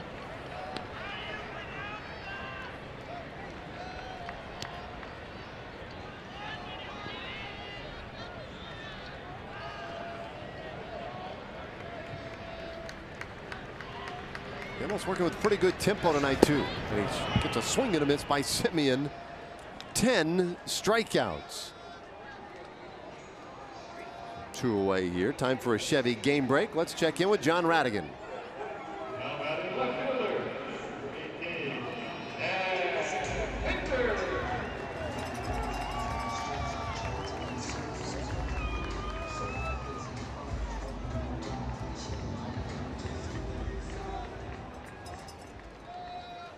All right, thanks, John. 2 gone here in the 5th inning. And Pender at the plate takes a strike. Pender with a double and a home run. Becoming the most anticipated bat in the A's lineup against Cole Hamels. Hamels has not had an inning yet tonight where he has retired 3 hitters in a row. 2-1 the count. He only faced 3 hitters in the 4th, but that was after a base hit and then the double play. But you're right. But you know what? That pitch count for a guy that's got 10 strikeouts. Not bad. I mean, not too bad. Well, looked real good. 3-1 to Pender. All right, so put yourself in Hamels' shoes. It's Delgado, it's Garrett Anderson, it's Palmeiro, it's Tino Martinez. I'm not trying to bring up too many bad memories. One at a time, please. You're aggressive here? Yes. This is with ball 4. So it's not, I mean, it's definitely in your head. You know who's without a doubt standing there. I will say this. So, I mean, it's still a close game. It's 4-1, and so you're certainly not going to just give in. But at the same time, the more pitches you throw to him, the more variety of pitches you throw to him, locations, it'll help you build a little bit more of a database and get an idea, right? See how he reacts to something. And so maybe even in that spot, so, you know what, I normally wouldn't do this. Let me try this and see what happens.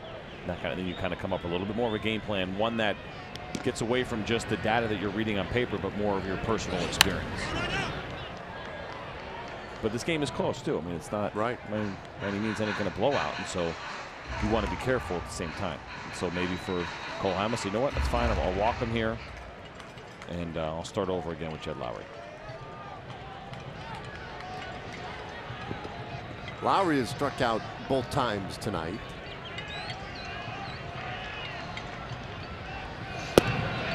And he's in a hole 0-2. Might take issue with that called strike. That was right at the top of the zone. We saw it there on Fox Tracks, but it looked like a good call. Jed Lowry didn't like it. 0-2 tonight with a couple of strikeouts. And now the issue there maybe for him is that Robinson Chirinos had his glove set up down and away. And so when you miss location, you're trying to go down and away and you hit the top of the zone. Sometimes guys not expecting that call to be made. Especially if you're a peaker, right? You get some hitters that'll be up there peeking back a little bit. And if they see that that glove's down and away and they feel like the guy missed the spot as much as he did, that he wouldn't get the call. Peeking into our bullpen. See Alex Claudio loosening up. That was a sweet helmet that security guard was wearing behind it. Double flaps. 2 and 2 on Lowry. Well, now Jed Lowry's like, what's wrong with the double flap helmet? Which he wears, switch hitter. Some switch hitters, of course, have one of each helmet, right? Because, of course, most of them do, right? Most do, right? Big leaguers usually just have the one flap, the ear that's facing the pitcher. But Jed Lowry and the security guard, double flap helmet, double ear flap. 2-2. How he stays alive. Well, you know, yeah, he's got both flaps down today. I mean, it's under 60 degrees, and Elvis is freezing out there. That is still a sweet lid, though. That is fantastic. Look at him persevering tonight. It's what, 58 degrees at game time. Yesterday was 59. Charlie, our stage manager, has shorts on. 2-2. It's in the dirt.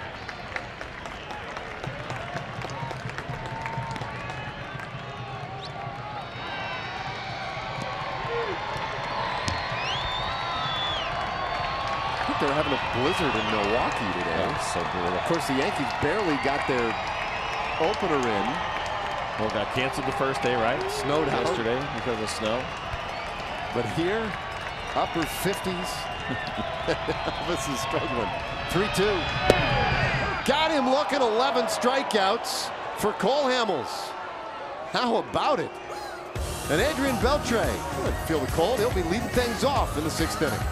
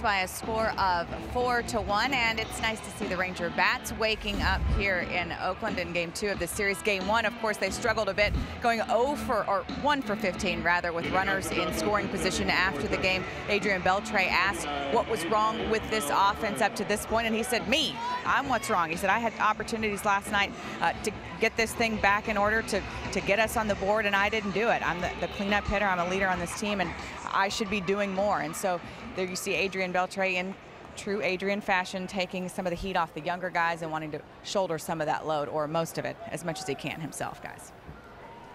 You certainly can appreciate that. I'm not sure we can all the way buy in on it and putting it on Adrian Beltre's shoulders, but he does do a really nice job of that.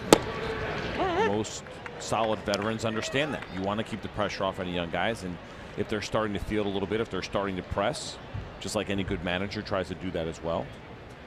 Keep guys relaxed and keep that pressure off of them a little bit. But I don't think anybody's really complaining about the way Adrian Beltre is playing so far this season. One strike pitch. Hits this ball well out toward right center. Hung up long enough for Smolinski, one away.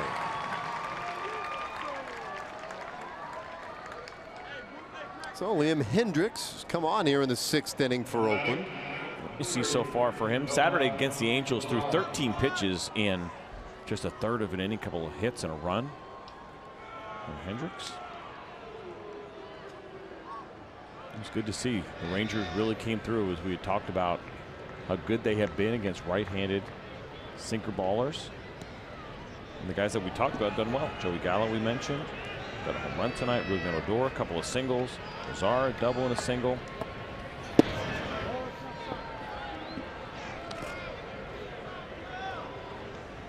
How about this? That line out.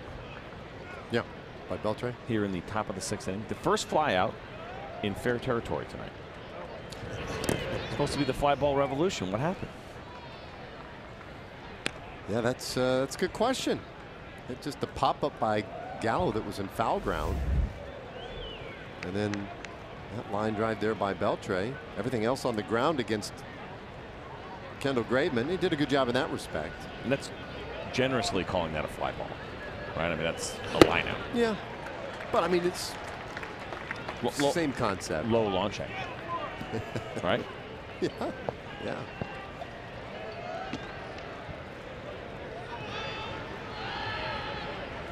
Two and one, the count on Mazara, and Hendricks delivers a little bit high. So 3-1. As earlier talking about the good production the Rangers have gotten from the bottom of the order today, but they've gotten good production from Mazara. There's Beltre, Gallo near the top of the order. There's ball 4. Mazara's been on all 3 times tonight. That's a good at bat for Nomar Mazara. Hendricks has been good against left-handed hitters going back to the beginning of last season, a 206 batting average against. Good lengthy at bat there from Mazara. So we've been looking at this number for a while. You look at the runners in scoring position for the Rangers, and the average is up today to 154 because of a 2-for-4 effort. But it was pretty woeful there the last couple of days. In fact, 1 for 15 yesterday was nearly historic. On a night where, frankly, they were hitting the ball real well, or at least making very good contact. No, they certainly were. They were robbed of a couple of those hits. No two ways about it. Saw this interesting number. The Rangers yesterday, they hit 10 balls last night at 100 miles an hour or harder. The only team yesterday, and there were 24 teams that played baseball yesterday, that had more 100-mile-an-hour hit balls, batted balls yesterday, were the Los Angeles Dodgers. They had 13, but they played 15 innings. Yeah. I mean, they were just absolutely killing the ball yesterday. Just did not have a lot to show for it.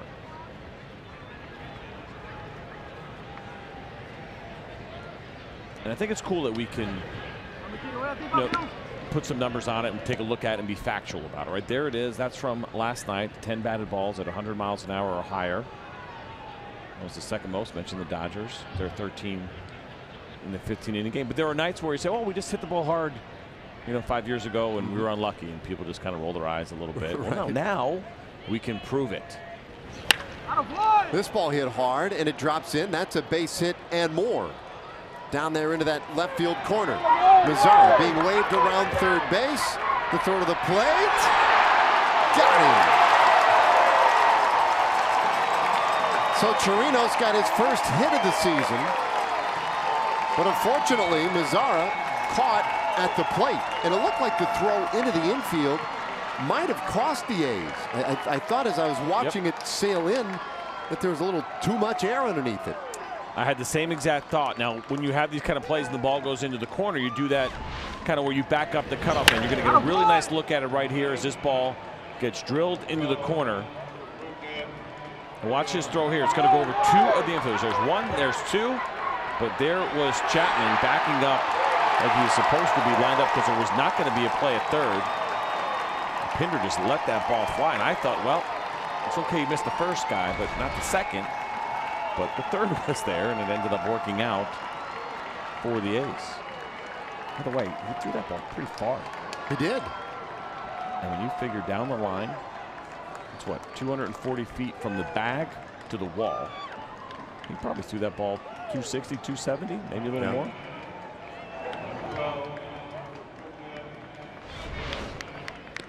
Let's watch it again. At least that. That's a good adjustment by Matt Chapman. You read the ball when you're in that spot, follow it.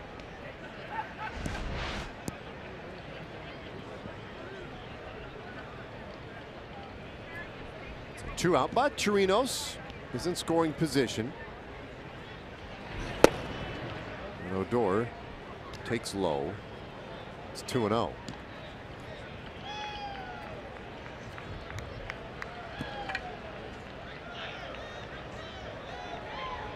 The A's leave Chapman, their third baseman, nearly at third. I mean, he's shaded a little more toward shortstop, but not an extraordinary amount than with the three infielders over on the right side. And this was the same, or very nearly the same situation we saw earlier tonight when they shifted on Odor and they put Simeon, the shortstop, out there in the outfield and left Lowry mostly up the middle. Lowry, their second baseman, the 2-0. That one is in there. It's 2-1.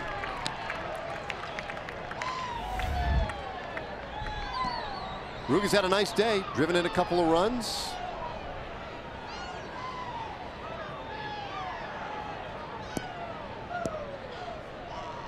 Very good to see, very important for this team that he gets comfortable up there and gets it going a little bit offensively. He's going to be counted on to do a lot of things that bottom third of the order. 3-1 the count, and this is where we see the change this year. The patience at the plate. He has 2 walks this year, and you know that's not going to set off any alarms. But it's against 5 strikeouts, and so while he has struggled in the first 5+ games, only been 5 strikeouts, which is certainly a dramatic cut down for him. Broken bat roller up the middle, but Lowry in a good position, and he throws him out. So that'll do it. The Rangers come up 50 in their half of the 6th after 5.5. So Rangers 4 and the A's 1.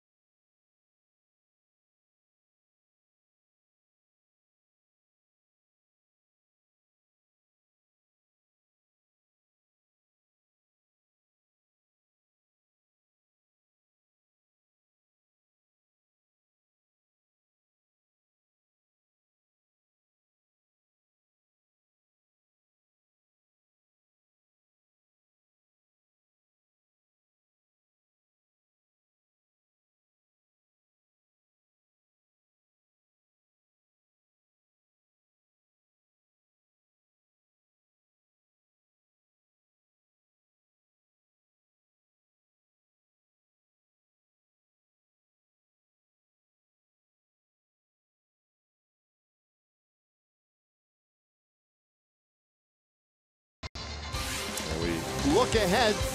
Tomorrow's probables brought to you by Ford. We're on the Plus tomorrow, Fox Sports Southwest Plus. Doug Fister, Sean Manaea. Boy, Fister was really good in his first start.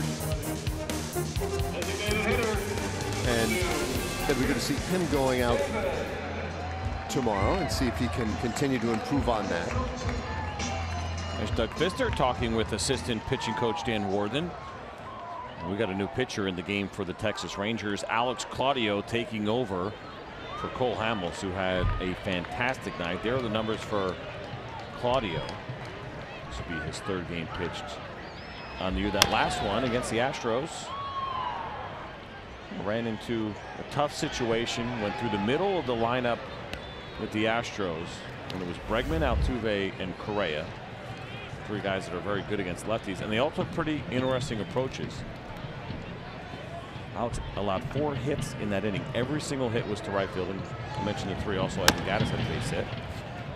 Davis with a little tapper over to the left side of the infield. Claudio, great job to get over there, 1 away. Very important to take care of Chris Davis. Hey, Sunday, April 8th, that's this coming Sunday, 2:05. It's the Rangers and Blue Jays. First 7,500 fans 13 and under get a Rangers pocket tee, courtesy of the Sonic. Get your tickets at TexasRangers.com or by calling 972-RANGERS. That'll be good to get back home for kind of an extended homestand. See a couple of teams on that next stand. First pitch for Claudio off the plate for a ball on Matt Olson.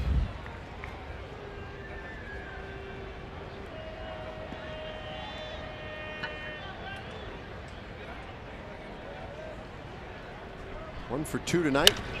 Olson rolls this one on the right side. Long throw for Odor, 2 away.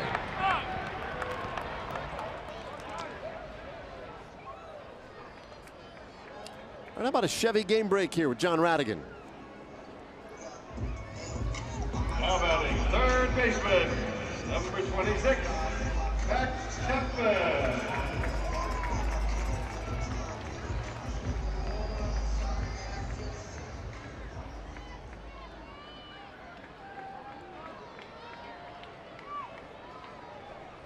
All right, thanks, John. I've seen a lot of it. Kind of big extra innings baseball this first week and a half, whatever, of the regular season. So this is interesting. Cole Hamels, 11 strikeouts in 5 innings. That is the most strikeouts in 5 innings in Rangers history. Wow. In a 5-inning outing. It's pretty amazing.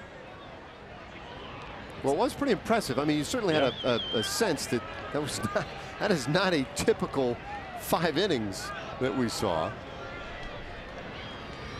That is 18 strikeouts, right? In 10 2/3. He went 5 2/3 in his first start, correct? Cole Yes. Hamels? Yeah. Yes, he did. Strikeout 7. Yep. Off to a very nice start.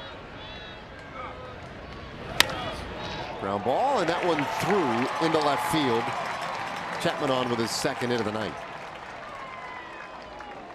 Now we know that Alex Claudio can go, a guy we've seen him close last year, big spots, and you can use him against lefties, you can use him against righties, and feel really comfortable. But his dominance against lefties going back to the beginning of last year, including a short time this year, 144 batting average against for Alex Claudio against left-handed hitters. He has absolutely crushed it. Righty's been a little bit better, 282 against him over that time. I only bring that up because you look at the lineup tonight, and you have one lefty in Olson, and who are retired, and then of course Jed Lowry's the switch hitter.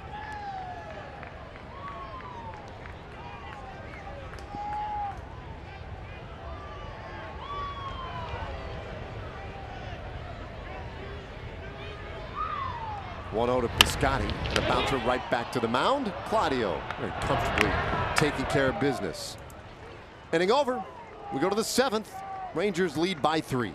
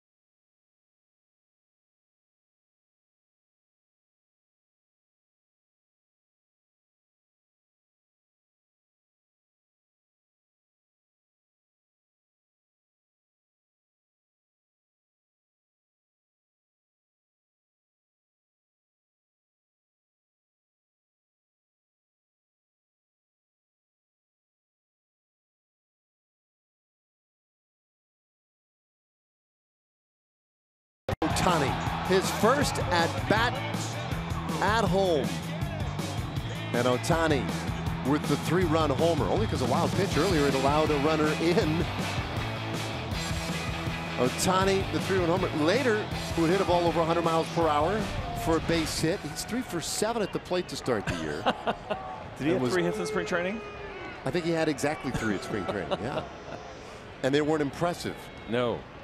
And then he had a great start the other night as well. When we saw him, and surprise, one of the games that we saw him that we did on TV, he had 4 at-bats against left-handed pitchers. Remember, there was a game that I believe Martin Perez started that game.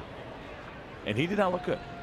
He was late on 91-mile-an-hour fastballs and hitters' counts, and I was really concerned about whether or not he was going to be able to hang at the big league level. And listen, you hear guys talk about it all the time. Season starts, flip a switch, different. Adrenaline is pumping a little bit more than it certainly is in Arizona in spring training, but this is really incredible. I have to believe even the Angels were a little bit surprised based on what they saw over the 6 weeks of spring training. They had to have some concerns. Well, I would think so. Yeah, yes. and they have to. Okay, yeah, just exactly how we thought it was going to go down. He's going to throw 100, and he's going to hit bombs. X. Pretty phenomenal.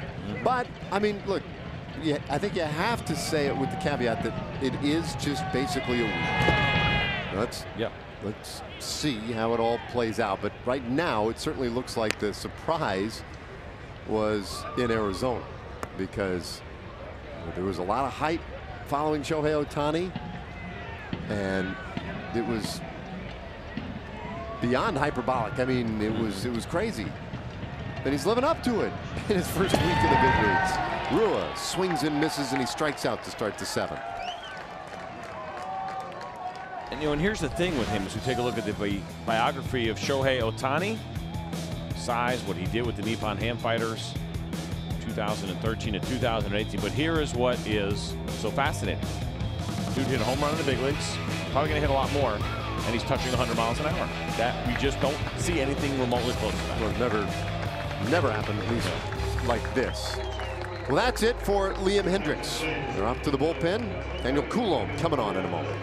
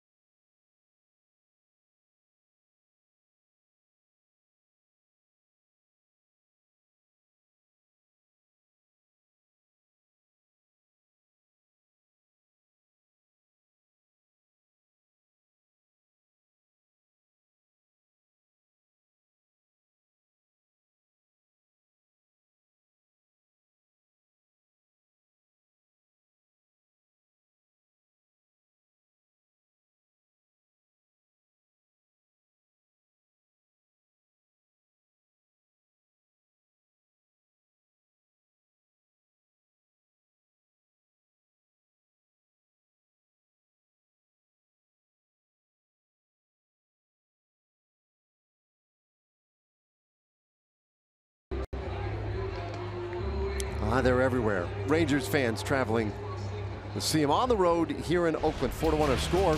Hey, a Coca-Cola family pack offers savings of over 50% on tickets, food, kids' own access, souvenir programs, and Coke soft drinks. Catch the Rangers and Angels April 9th through April 11th. That's this weekend.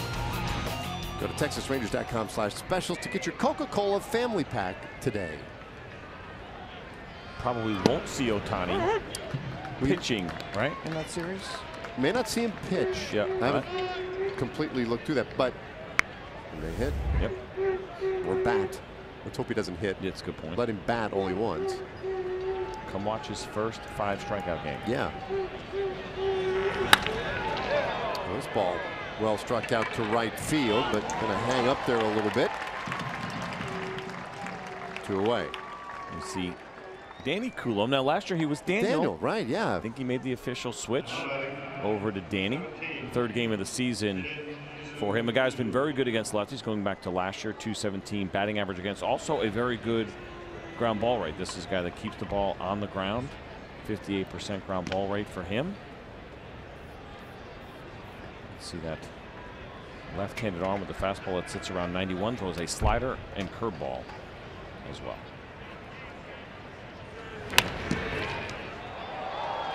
Little comebacker. Coulomb takes care of it and makes for a quiet 7th inning. Thanks for nutting, Danny.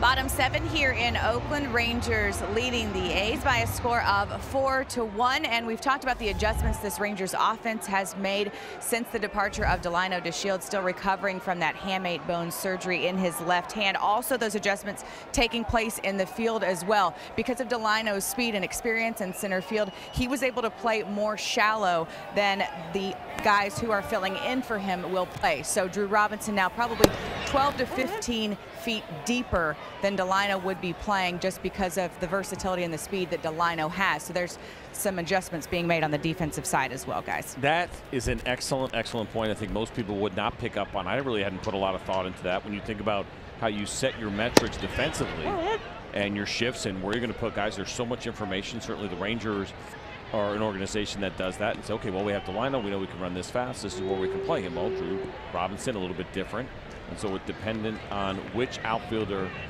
is in which position will tell you where you're actually going to put those guys. It is not one size fits all, and so things change a little bit. And what that might mean, and listen, you can't replace DeShields' speed in the outfield.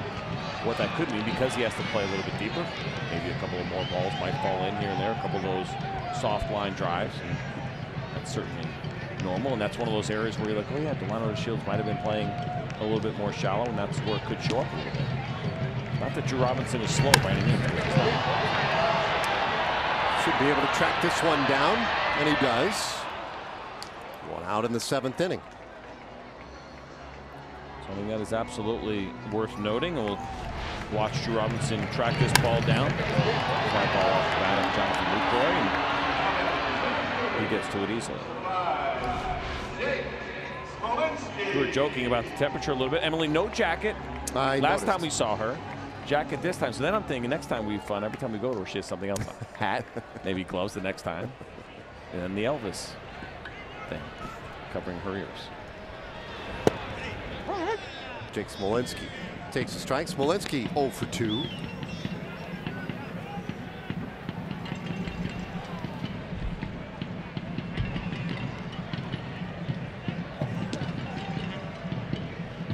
Hamels went 5 innings. Claudio was scoreless 6th and now trying to get through the 7th. Emily, how you feeling down there? It is a little chilly, but I was laughing at Elvis because the first question he asked when I came into the clubhouse, Emmy, how cold is it going to be tonight? He wanted to know the temperature. Elvis is cold. I had a feeling he'd be breaking out the captain on it. Emily's mic froze. It's really cold down there, apparently. Man, I had no idea. It got really bad.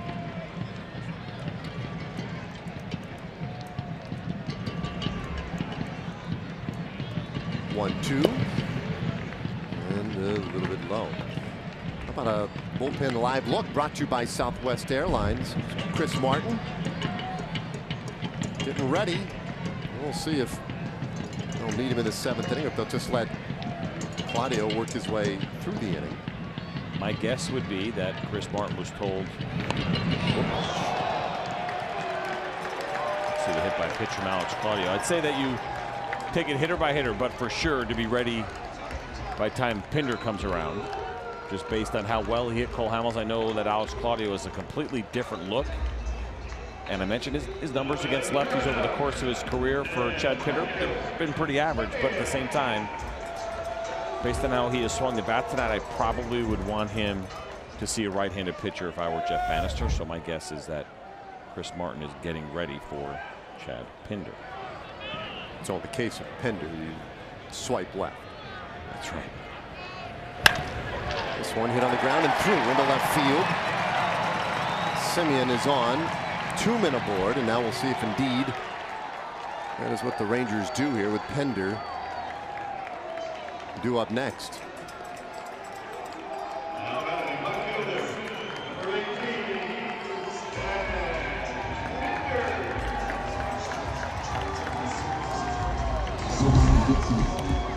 No indication. Nope, I don't think so. And now the other part of this, of course, is we know Alex Claudio really good at getting ground balls, and Jeff Bannister stays in the dugout, so Doug Brocail will go out for a visit and talk to Alex about the game plan here. And there was a phone call too. We saw Jeff Bannister get on the phone. I think based on the pace that Chris Martin is going right now, I think he's ready. I'm just guessing. But it doesn't matter now.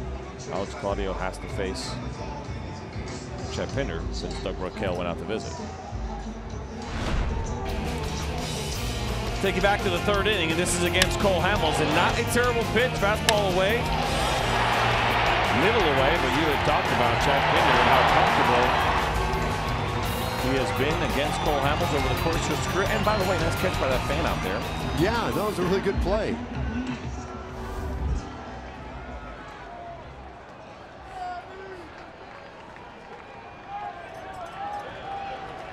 So here is Pinder. He's found his way on every time up. The double, the home of the walk. 2 men on, and this is a very big spot. And didn't miss by a whole lot. Rangers have been in control of this one all night. It's the first real serious threat that the A's have managed to put together.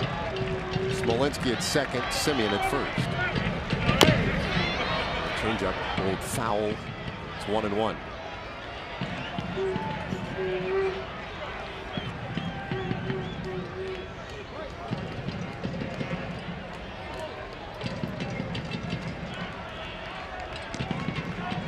So interesting to see the infield alignment here. You see Elvis Andrews and Ruben Odor both pinched up the middle. The idea, of course, is to try to turn that double play. If we can get that. Well, the grounder to Elvis to 2nd run, and that's it. That's all they'll get. Now the throw back behind the runner, and that was a dicey move. Wow, Beltre had his arms wrapped around Smolinski. Smolinski had made a move to run to the plate. I think he might have even earned the call, but he didn't run. Yeah, you can always get that interference call if you make a strong effort to go. That is certainly a possibility, and that's exactly what Bob Melvin is out now talking to DJ Rayburn about, and wondering, was there any obstruction there on the part of Adrian Beltre? I think the problem is that Smolinski never really made a move to run to the plate. See the throw here. Too slow of a ground ball to turn 2, and then Ruben Odor thought he might have saw an opportunity to throw behind. And yeah, that's a problem right there. Yep, and now you can't review that, if I'm not mistaken. You cannot review obstruction. Does that sound right to you? There it is. Yep, you cannot review obstruction. Well, that movement off the base, by the way, also might have been a little bit of Beltre just leaning into it. No doubt, but even if it's incidental contact, even if it's not intentional, more often than not, you are going to see the defender have obstruction called against him, but no call there. And Alex Claudio is going to have himself a chance to work out of this. The other thing that we haven't really talked about really is the throw. Why throw that one over there? It seems a little high risk under the circumstances. Pitch. Chopper towards second should do it. Odor over to first, and that will do it. The inning is done. Claudio puts together 2 scoreless innings, and we're off to the 8th.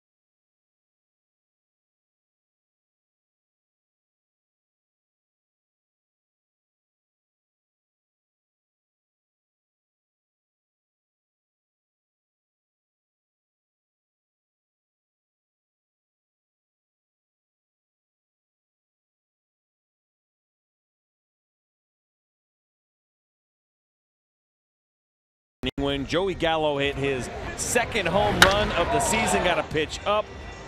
Big swing, big home run.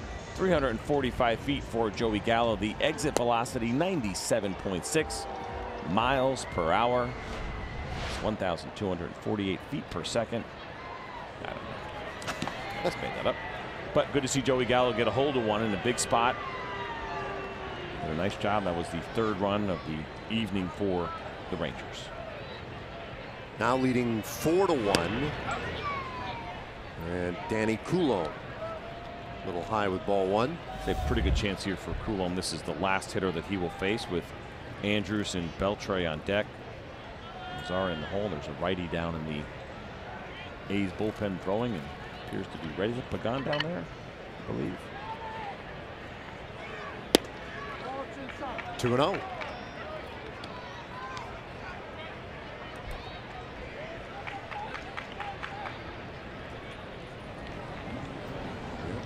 It is.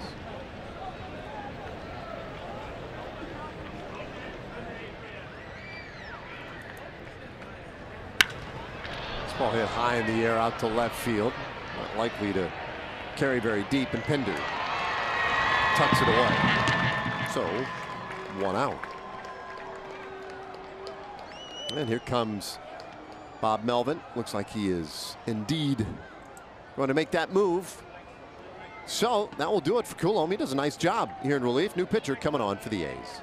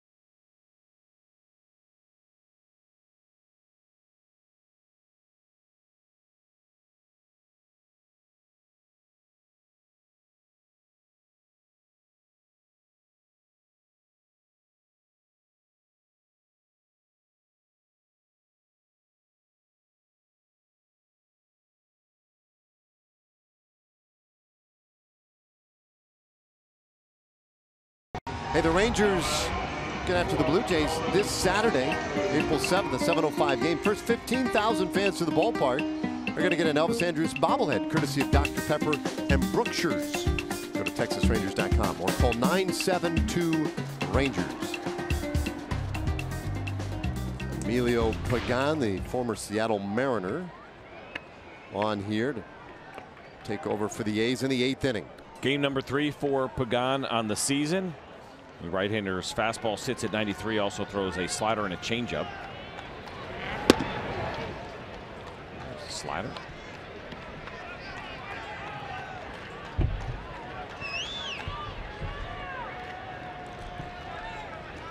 So Pagan, the 4th pitcher of the night. Kendall Graveman had the start, went 5 innings. Then Liam Hendricks and Danny Coulomb. Rangers pops this one up. Two away. Gives us a chance for a Chevy game break here with John Radigan.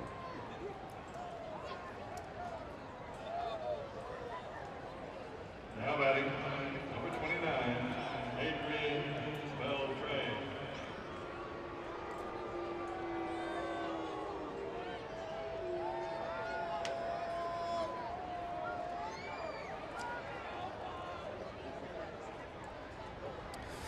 Yeah, and that's a day after he appeared to be hurt, and maybe day to day. As a very next pitch popped up in a shallow center. Well, the Rangers go quietly in the 8th inning, but they still lead by 3.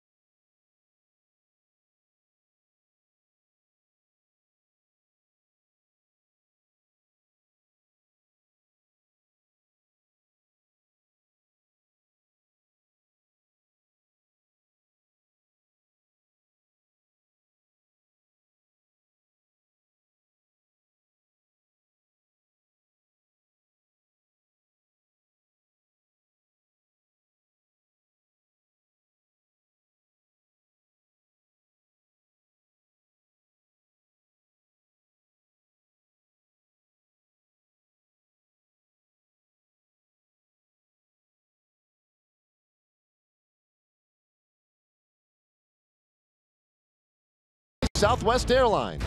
Low fares, no hidden fees. That's transparency. And by your North Texas Ford dealer. See your best in Texas Ford dealer during Truck Month. It's buy now time. Oh, it's cold. And a blanket. I mean, how about getting the panda under the blanket? It's the least you could do. He's not the only one. Meanwhile, you know, the big chill, he doesn't seem affected by it out there. Chris Martin, ready to go here in the 8th inning. A good start to the season. Don't be fooled by that ERA for Chris Martin. You see 5 strikeouts in just 2 1/3 innings. This is game number 4 for him. Pitched in 3 of the games against the Houston Astros. Did not pitch in last night's game. So 1 day rest for Chris Martin. Right-hander, and he gets Davis to foul the first pitch off for strike 1. Now, Chris Davis, a quiet night.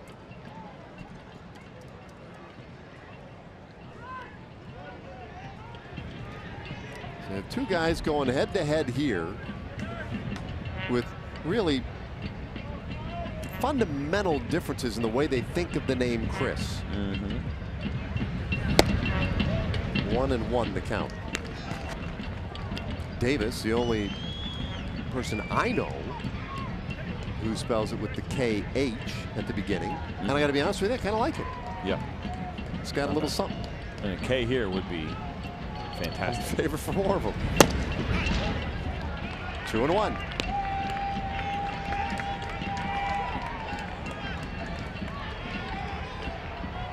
Martin, a guy who's been pretty vocal. Oh, excuse me, Davis. Now you got me all jacked up too. Chris, just go with Chris and you're safe.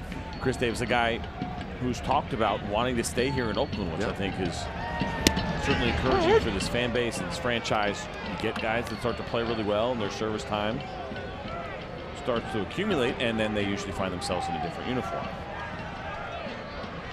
It's a guy that would like to stay here, likes it here.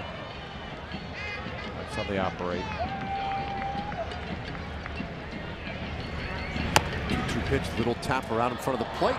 Chirinos with a bare hand and throws out Davis. 1 away. A little programming note for you again. Tomorrow, our coverage will begin at 8:30 Central. First pitch just a little bit after 9 o'clock Central. We are on Fox Sports Southwest Plus. So just trying to get out in front of the confusion tomorrow. We're on TV tomorrow, but we're on the Plus.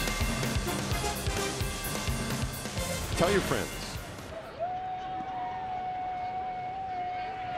Here's Matt Olson. He is 1 for 3. Martin, just a little bit off the plate. And the whole Chris with a K, Chris with a C conversation. Our statistician, Bo, who is one of the best in the league, brings up Chris Middleton, Milwaukee Bucks. Goes with a KH. Line drive out to right field for Matt Olson. And so the A's have a base runner in the 8th inning. There haven't been too many clean innings for either team tonight. No, there haven't, but Jeff Bannister, I think, would really love to see his bullpen run pretty clean, and the idea of Alex Claudio, who did an excellent job in his 2 innings of work. And you think about Chris Martin here in the 8th, setting up, I would venture to guess, Yoni Kellen to close it out. See, might be some rumbling here pretty soon in the Ranger bullpen.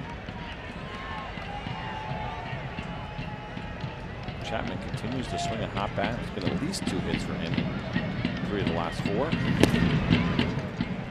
Including 2 tonight. He takes one off the plate. Singles his last 2 times up.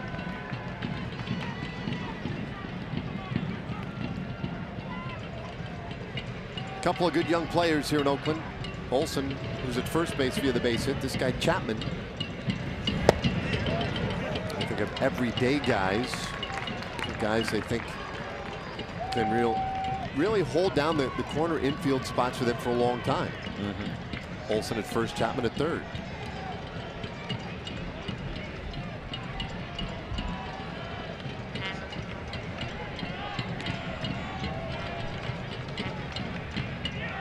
Martin's 2-0. That's ball 3.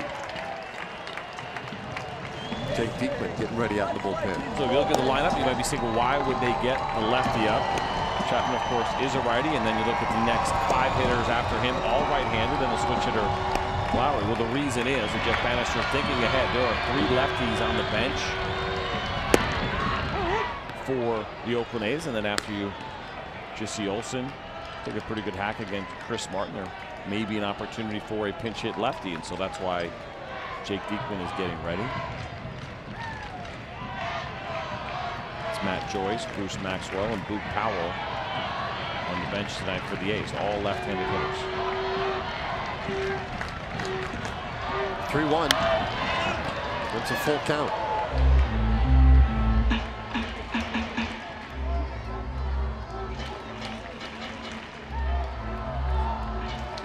Rangers have turned 1 double play tonight.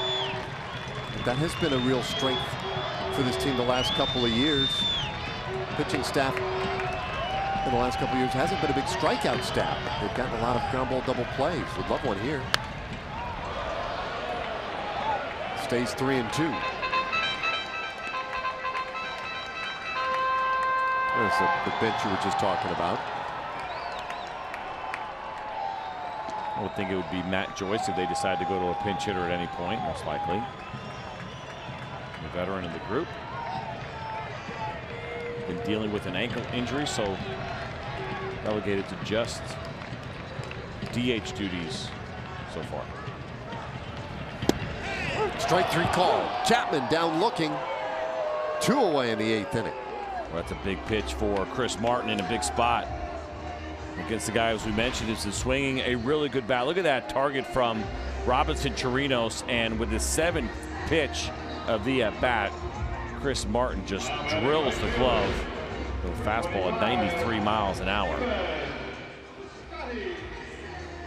Of course, that prevents the potential tying run from coming to the plate. Also means Piscotty can't hit into a double play. As he well might have his last time up when he bounced back to the mound, but there were 2 outs. So the Rangers just settled for the simple put out at first. It's been a wretched first 2 games of the series for Piscotty. Local guy from Pleasanton, just nearby here. Puts this one high in the air. Robinson with all kinds of room, and the inning is done. 9th inning is next. Rangers lead by 3.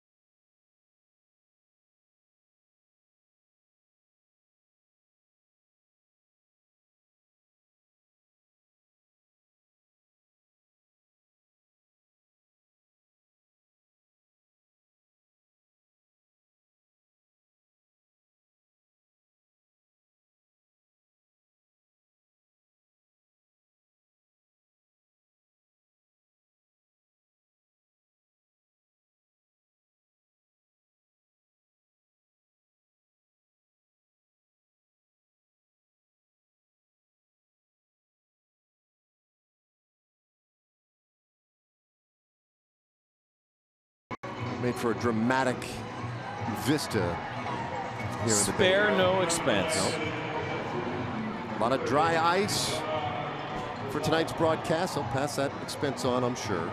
Hey, watch every out-of-market regular season game live at home, in the office, or on the go with MLB.tv. Your subscription includes MLB at Bat Premium, allowing you to watch live baseball on your favorite supported devices. Now, blackout and other restrictions do apply. Visit MLB.tv for details. All right, 9th inning, Rangers lead by 3. And Mazzara to lead things off here. And he takes one low for a ball from Emilio Pagan.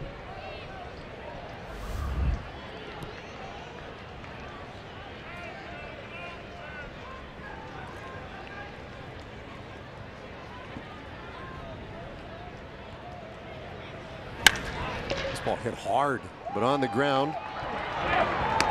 And it's the shortstop. Yeah, indeed, that's Simeon, the shortstop, who was out there to make the play. 1 away. Keone Kela getting set to go.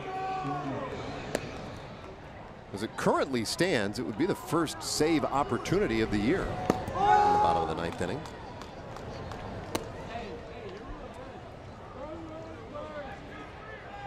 I wonder if we get to the point with scoring, because the shifts are going to continue to happen. Things start getting marked.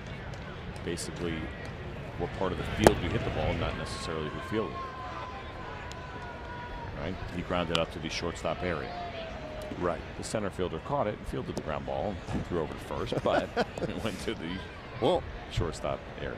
I mean, I think it's certainly possible, or it might be that we're going to have to add just another little piece of data to each scoring mark you put in your book. Yeah, because even for,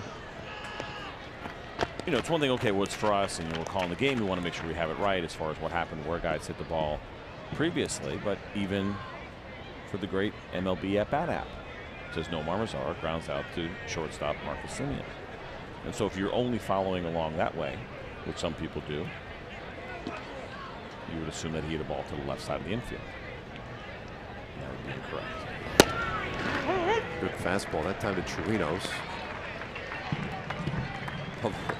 Robbie questions its merit. 1-2 the count. Chirinos got his first hit of the season, his last time up. Winging double down the left field line. Foul this one back our direction. Just missed the booths.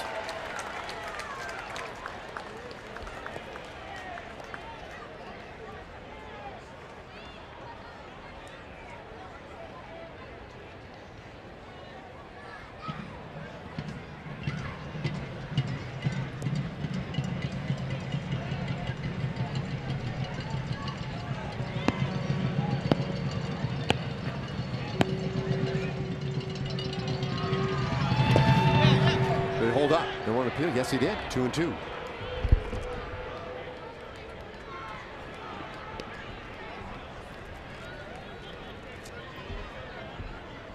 Gives Chirinos a moment to reset all the armor. Does he usually? I guess he usually wears that one underneath it. That little bit of a, wasn't a collision at home plate, but where he and Jonathan Lucroy kind of knocked knees on that slide a little bit, shaken up. Yeah, a little, I think, bruised up on the inside of the right knee today, but nothing too bad. 2-2 pitch. We'll do it again. And that is probably some of the worst we'll see, which wasn't bad, right? By a decade ago standards, it wouldn't seem bad at all. But I think it's been a good change for the game, not seeing guys get run over at home plate. It's still an opportunity every once in a while for some contact, and obviously a couple of guys that were a little bit shaken up. I was mentioning that Chirinos got his first hit of the year in the 6th inning. Rangers haven't had a base runner since then. This one the opposite way toward right. Piscotty was deep, has to race in, and he can't get there. That one drops in for a fair ball. So Chirinos with his second hit of the game. Well, Dave, you were asking me what time it is. What time is it? It is time for our Southwest Airlines player breakdown, and it's going to be Rougned Odor with that base hit back in the 2nd inning. Got himself an RBI as well.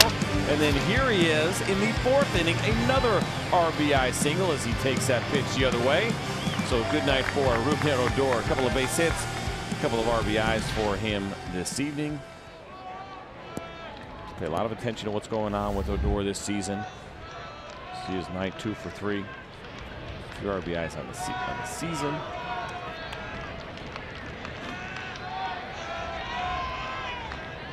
He's got a runner out there now. It's this one down the left field line, slicing away foul and just beyond Chapman's reach. Jeff Bannister was talking about Rougned Odor in one of the at-bats that he had last night. And I think it was Evan Grant that was asking him, but talking about Rougned Odor swinging at a pitch early in the count with runners in scoring position. It was a first pitch breaking ball. He said, oh, you know, as he's working on becoming more disciplined, should he be swinging at a first pitch breaking ball?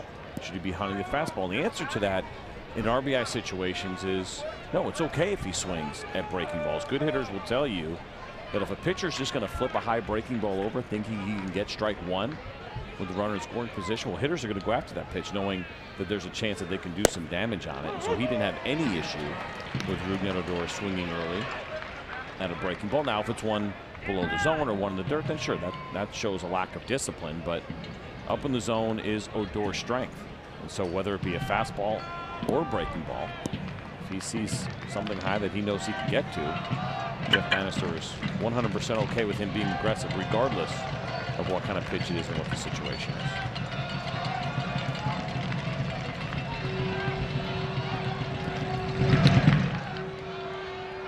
Now here's the at-bat that we're talking about last night. You're going to see a breaking ball. Oh, was that the one? That was the line. That was the 109-mile-an-hour line out that he had. Nobody has an issue, certainly with that one.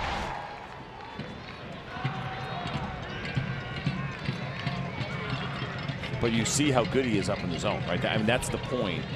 And he's so opposite of most left-handed hitters who are good at balls down and in. And this one smashed on the ground. They'll go to short one. They'll go to second for one. Back to first. Not in time, though. The throw pulling Olsen off the bag.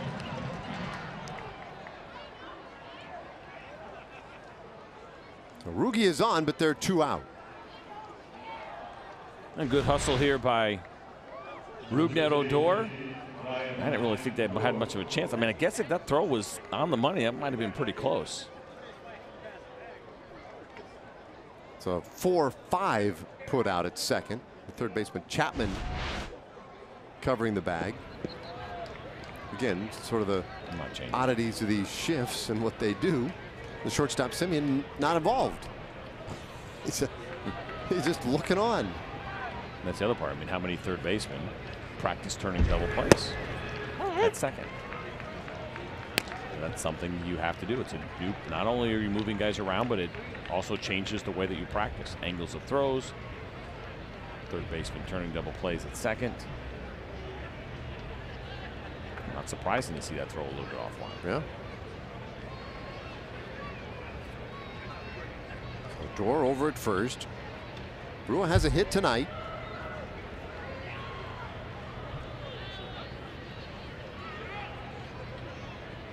John trying to freeze Odor and delivers outside 1-1.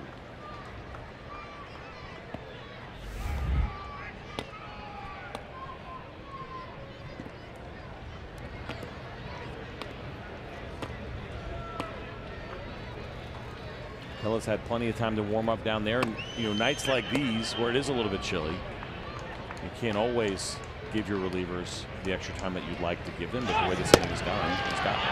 Odor's running. They throw to second in time, and they got him again. Second time tonight that Odor's been thrown out by Lucroy.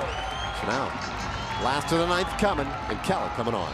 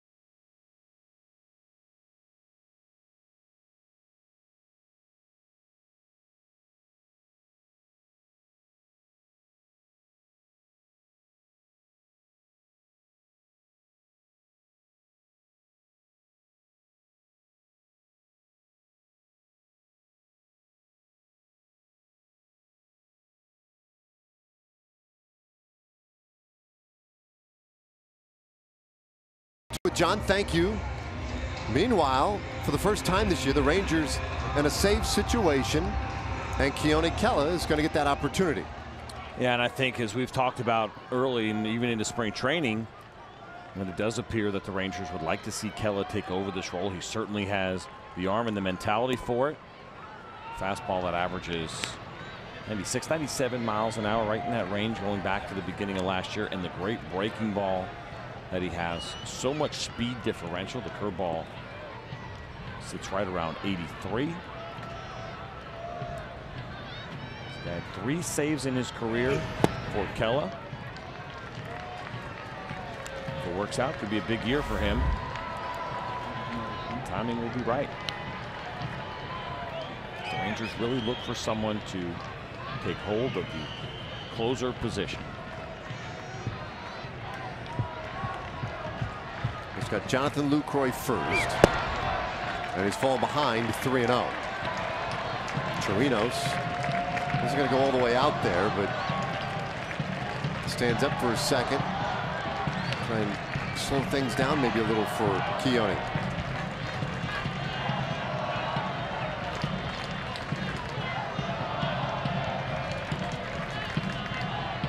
There's a 3-0. High strike, 95 miles per hour. Well, that was a much needed strike. Kela can relax just a little bit after that. Gets another one in there, and it's full count. By the way, Jonathan Lucroy, as he threw out Rugen Odor there, third caught stealing for him.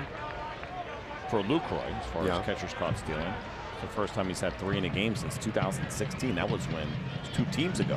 He's a member of the Milwaukee Brewers. It's against the Cubs. Hard ground ball, and that one is through to left field. So Lucroy takes a full count pitch, hit that ball hard. And really not a whole lot that could have been done over there on the left side. Beltre looked at Andrus. Andrus looked at Beltre. Yeah, 3-2 count for Jonathan Lucroy. Pretty confident a fastball be coming from Kela, and Lucroy just hit it right in between both of those guys. Nobody had a shot at it. Now for Kela, he'll deal with the pinch hitter, Matt Joyce.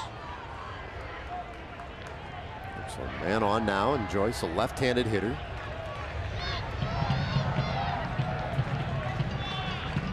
Plus another ground ball. He could erase that leadoff hit. Gets in there with a strike to Joyce.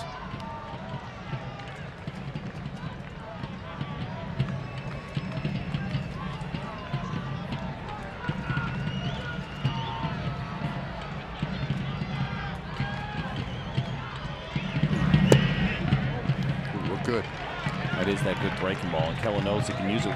Getting ahead in the count with the fastball is really where that breaking ball becomes most effective. It is a swing and a miss pitch, but he'll manipulate it. He'll make it a little bit smaller at times, a little bit bigger, give it a different look so it does not look the same all the time.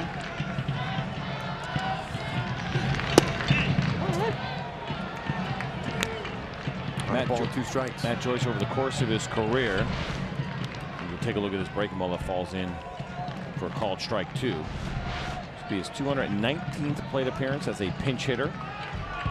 He's a career 198 hitter in this spot. Fouls it back our direction. Well, you mentioned he's a little hobbled at the moment.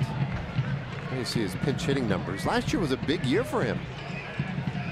25 home runs, 33 doubles. Most extra base hits in his 10-year career, had 58 of them last year.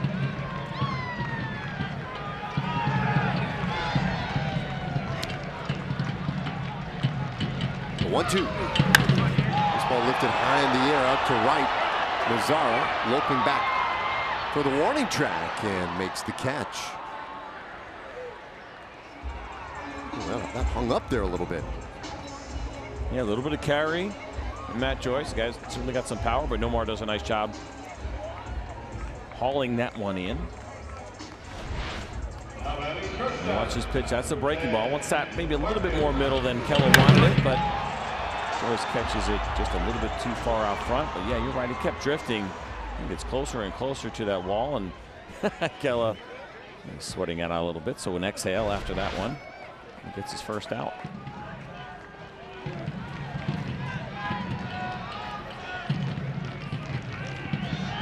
So now Marcus Simeon.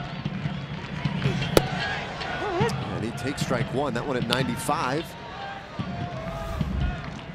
Kella is a strikeout pitcher. I mentioned the great stuff that he has, a high-powered velocity on the fastball, a good break ball. He's not a guy that gets a lot of ground balls, just a 29% ground ball rate. So you get in those spots, and yeah, I mean, without a doubt, sure, ground ball double play would be ideal. But he has not induced a ground ball double play going back to last year. He's a strikeout fly ball pitcher.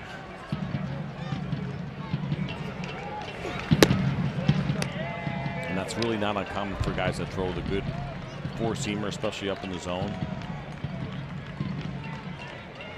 Just think about a guy like Kurt Schilling, Kerry Wood. Good fastballs that they like throwing up. A good breaking ball to go with it. Did it go? No. Well, looked very close. Ryan Blackney, our first base umpire, quick to say nope. So Simeon lives to see another one.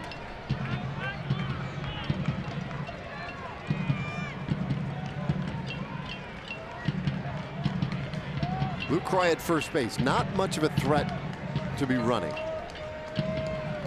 2-2 pitches smacked towards center field. Robinson to his left, 2 away.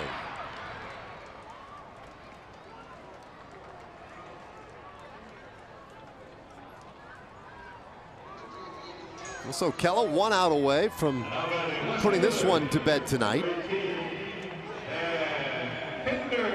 This would be great for the Rangers. I mean, obviously, you know, you just want to get something started, get a win or two, build some confidence.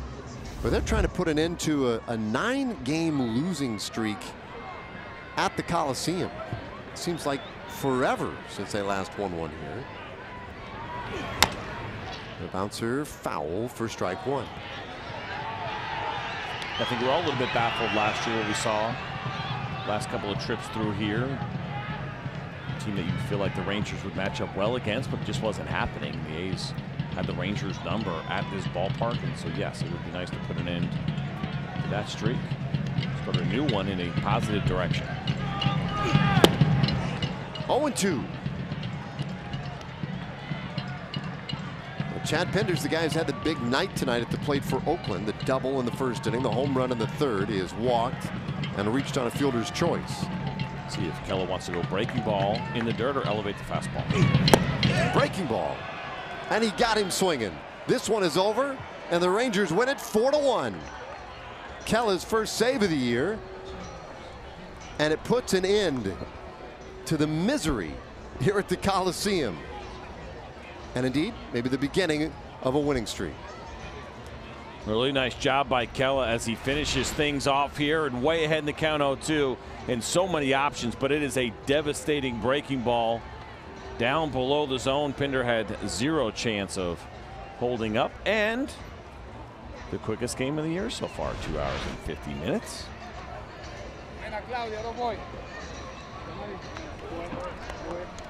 Well, almost a year ago. That's amazing. The last victory here. So that one will feel good. Evens this series at a win apiece. And then tomorrow, Rangers with a chance to take a series lead. This is a 4-gamer. First time in history that the Rangers begin the season with 2 4-game series. But tomorrow will be Pfister and Sean Manaea. Cole Hamels was good. Great night for Cole Hamels, and he came out firing right away, striking out the side in the first inning, and that trend continued through most of the night for Cole Hamels, generating those swings and misses. Good location of the fastball, really good use of his cutter. The changeup was fantastic tonight as well. And when it was all said and done, it was 5 innings of work for Cole Hamels, just 4 hits allowed, And just one run as you see him going below the zone, up in the zone. 11 strikeouts for Cole Hamels tonight, but now we will throw it down to our Emily Jones, who is there with Robinson Chirinos. Okay, all right, I just asked Robbie if he wanted to talk offense or defense first. He said we could pick. You were a big part in both. Let's talk first about the work behind the plate with Cole Hamels and what he was able to do tonight. It was cold tonight. I mean, his changeup and his two-seam, they were really good tonight. He was throwing a stride.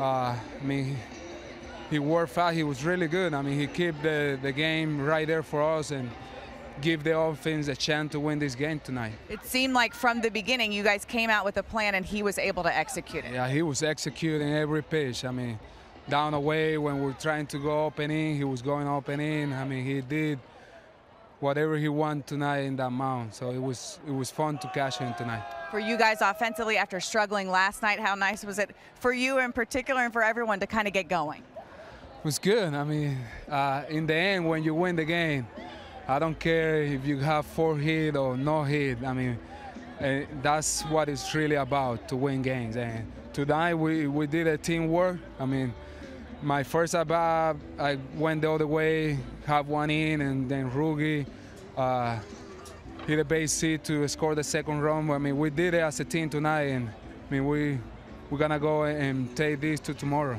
And I don't know if you're aware, but y'all had some struggles here in Oakland recently. It's been a while since you've won. You feel like you can get something going. Has there been anything in particular about this place? I don't know. I mean, it seems like every time we come here, they play good against us. They pitch good, they hit good, and I mean, all we can do is just come tomorrow and compete and try to win tomorrow again. Robbie, thanks for the time. We appreciate it. Congratulations on the win. We'll send it back up to you guys. Thanks, Emily, and it was a good one. 4-1, our final score. Lots to talk about tonight. For John Radigan and Mike Bassett back in the studios. We'll be back here to break down a little bit of Joey Gallo's big night as well. For CJ Nitkowski and Emily Jones, I'm Dave Raymond, inviting you to stay with us. Our coverage of Rangers baseball continues right after this.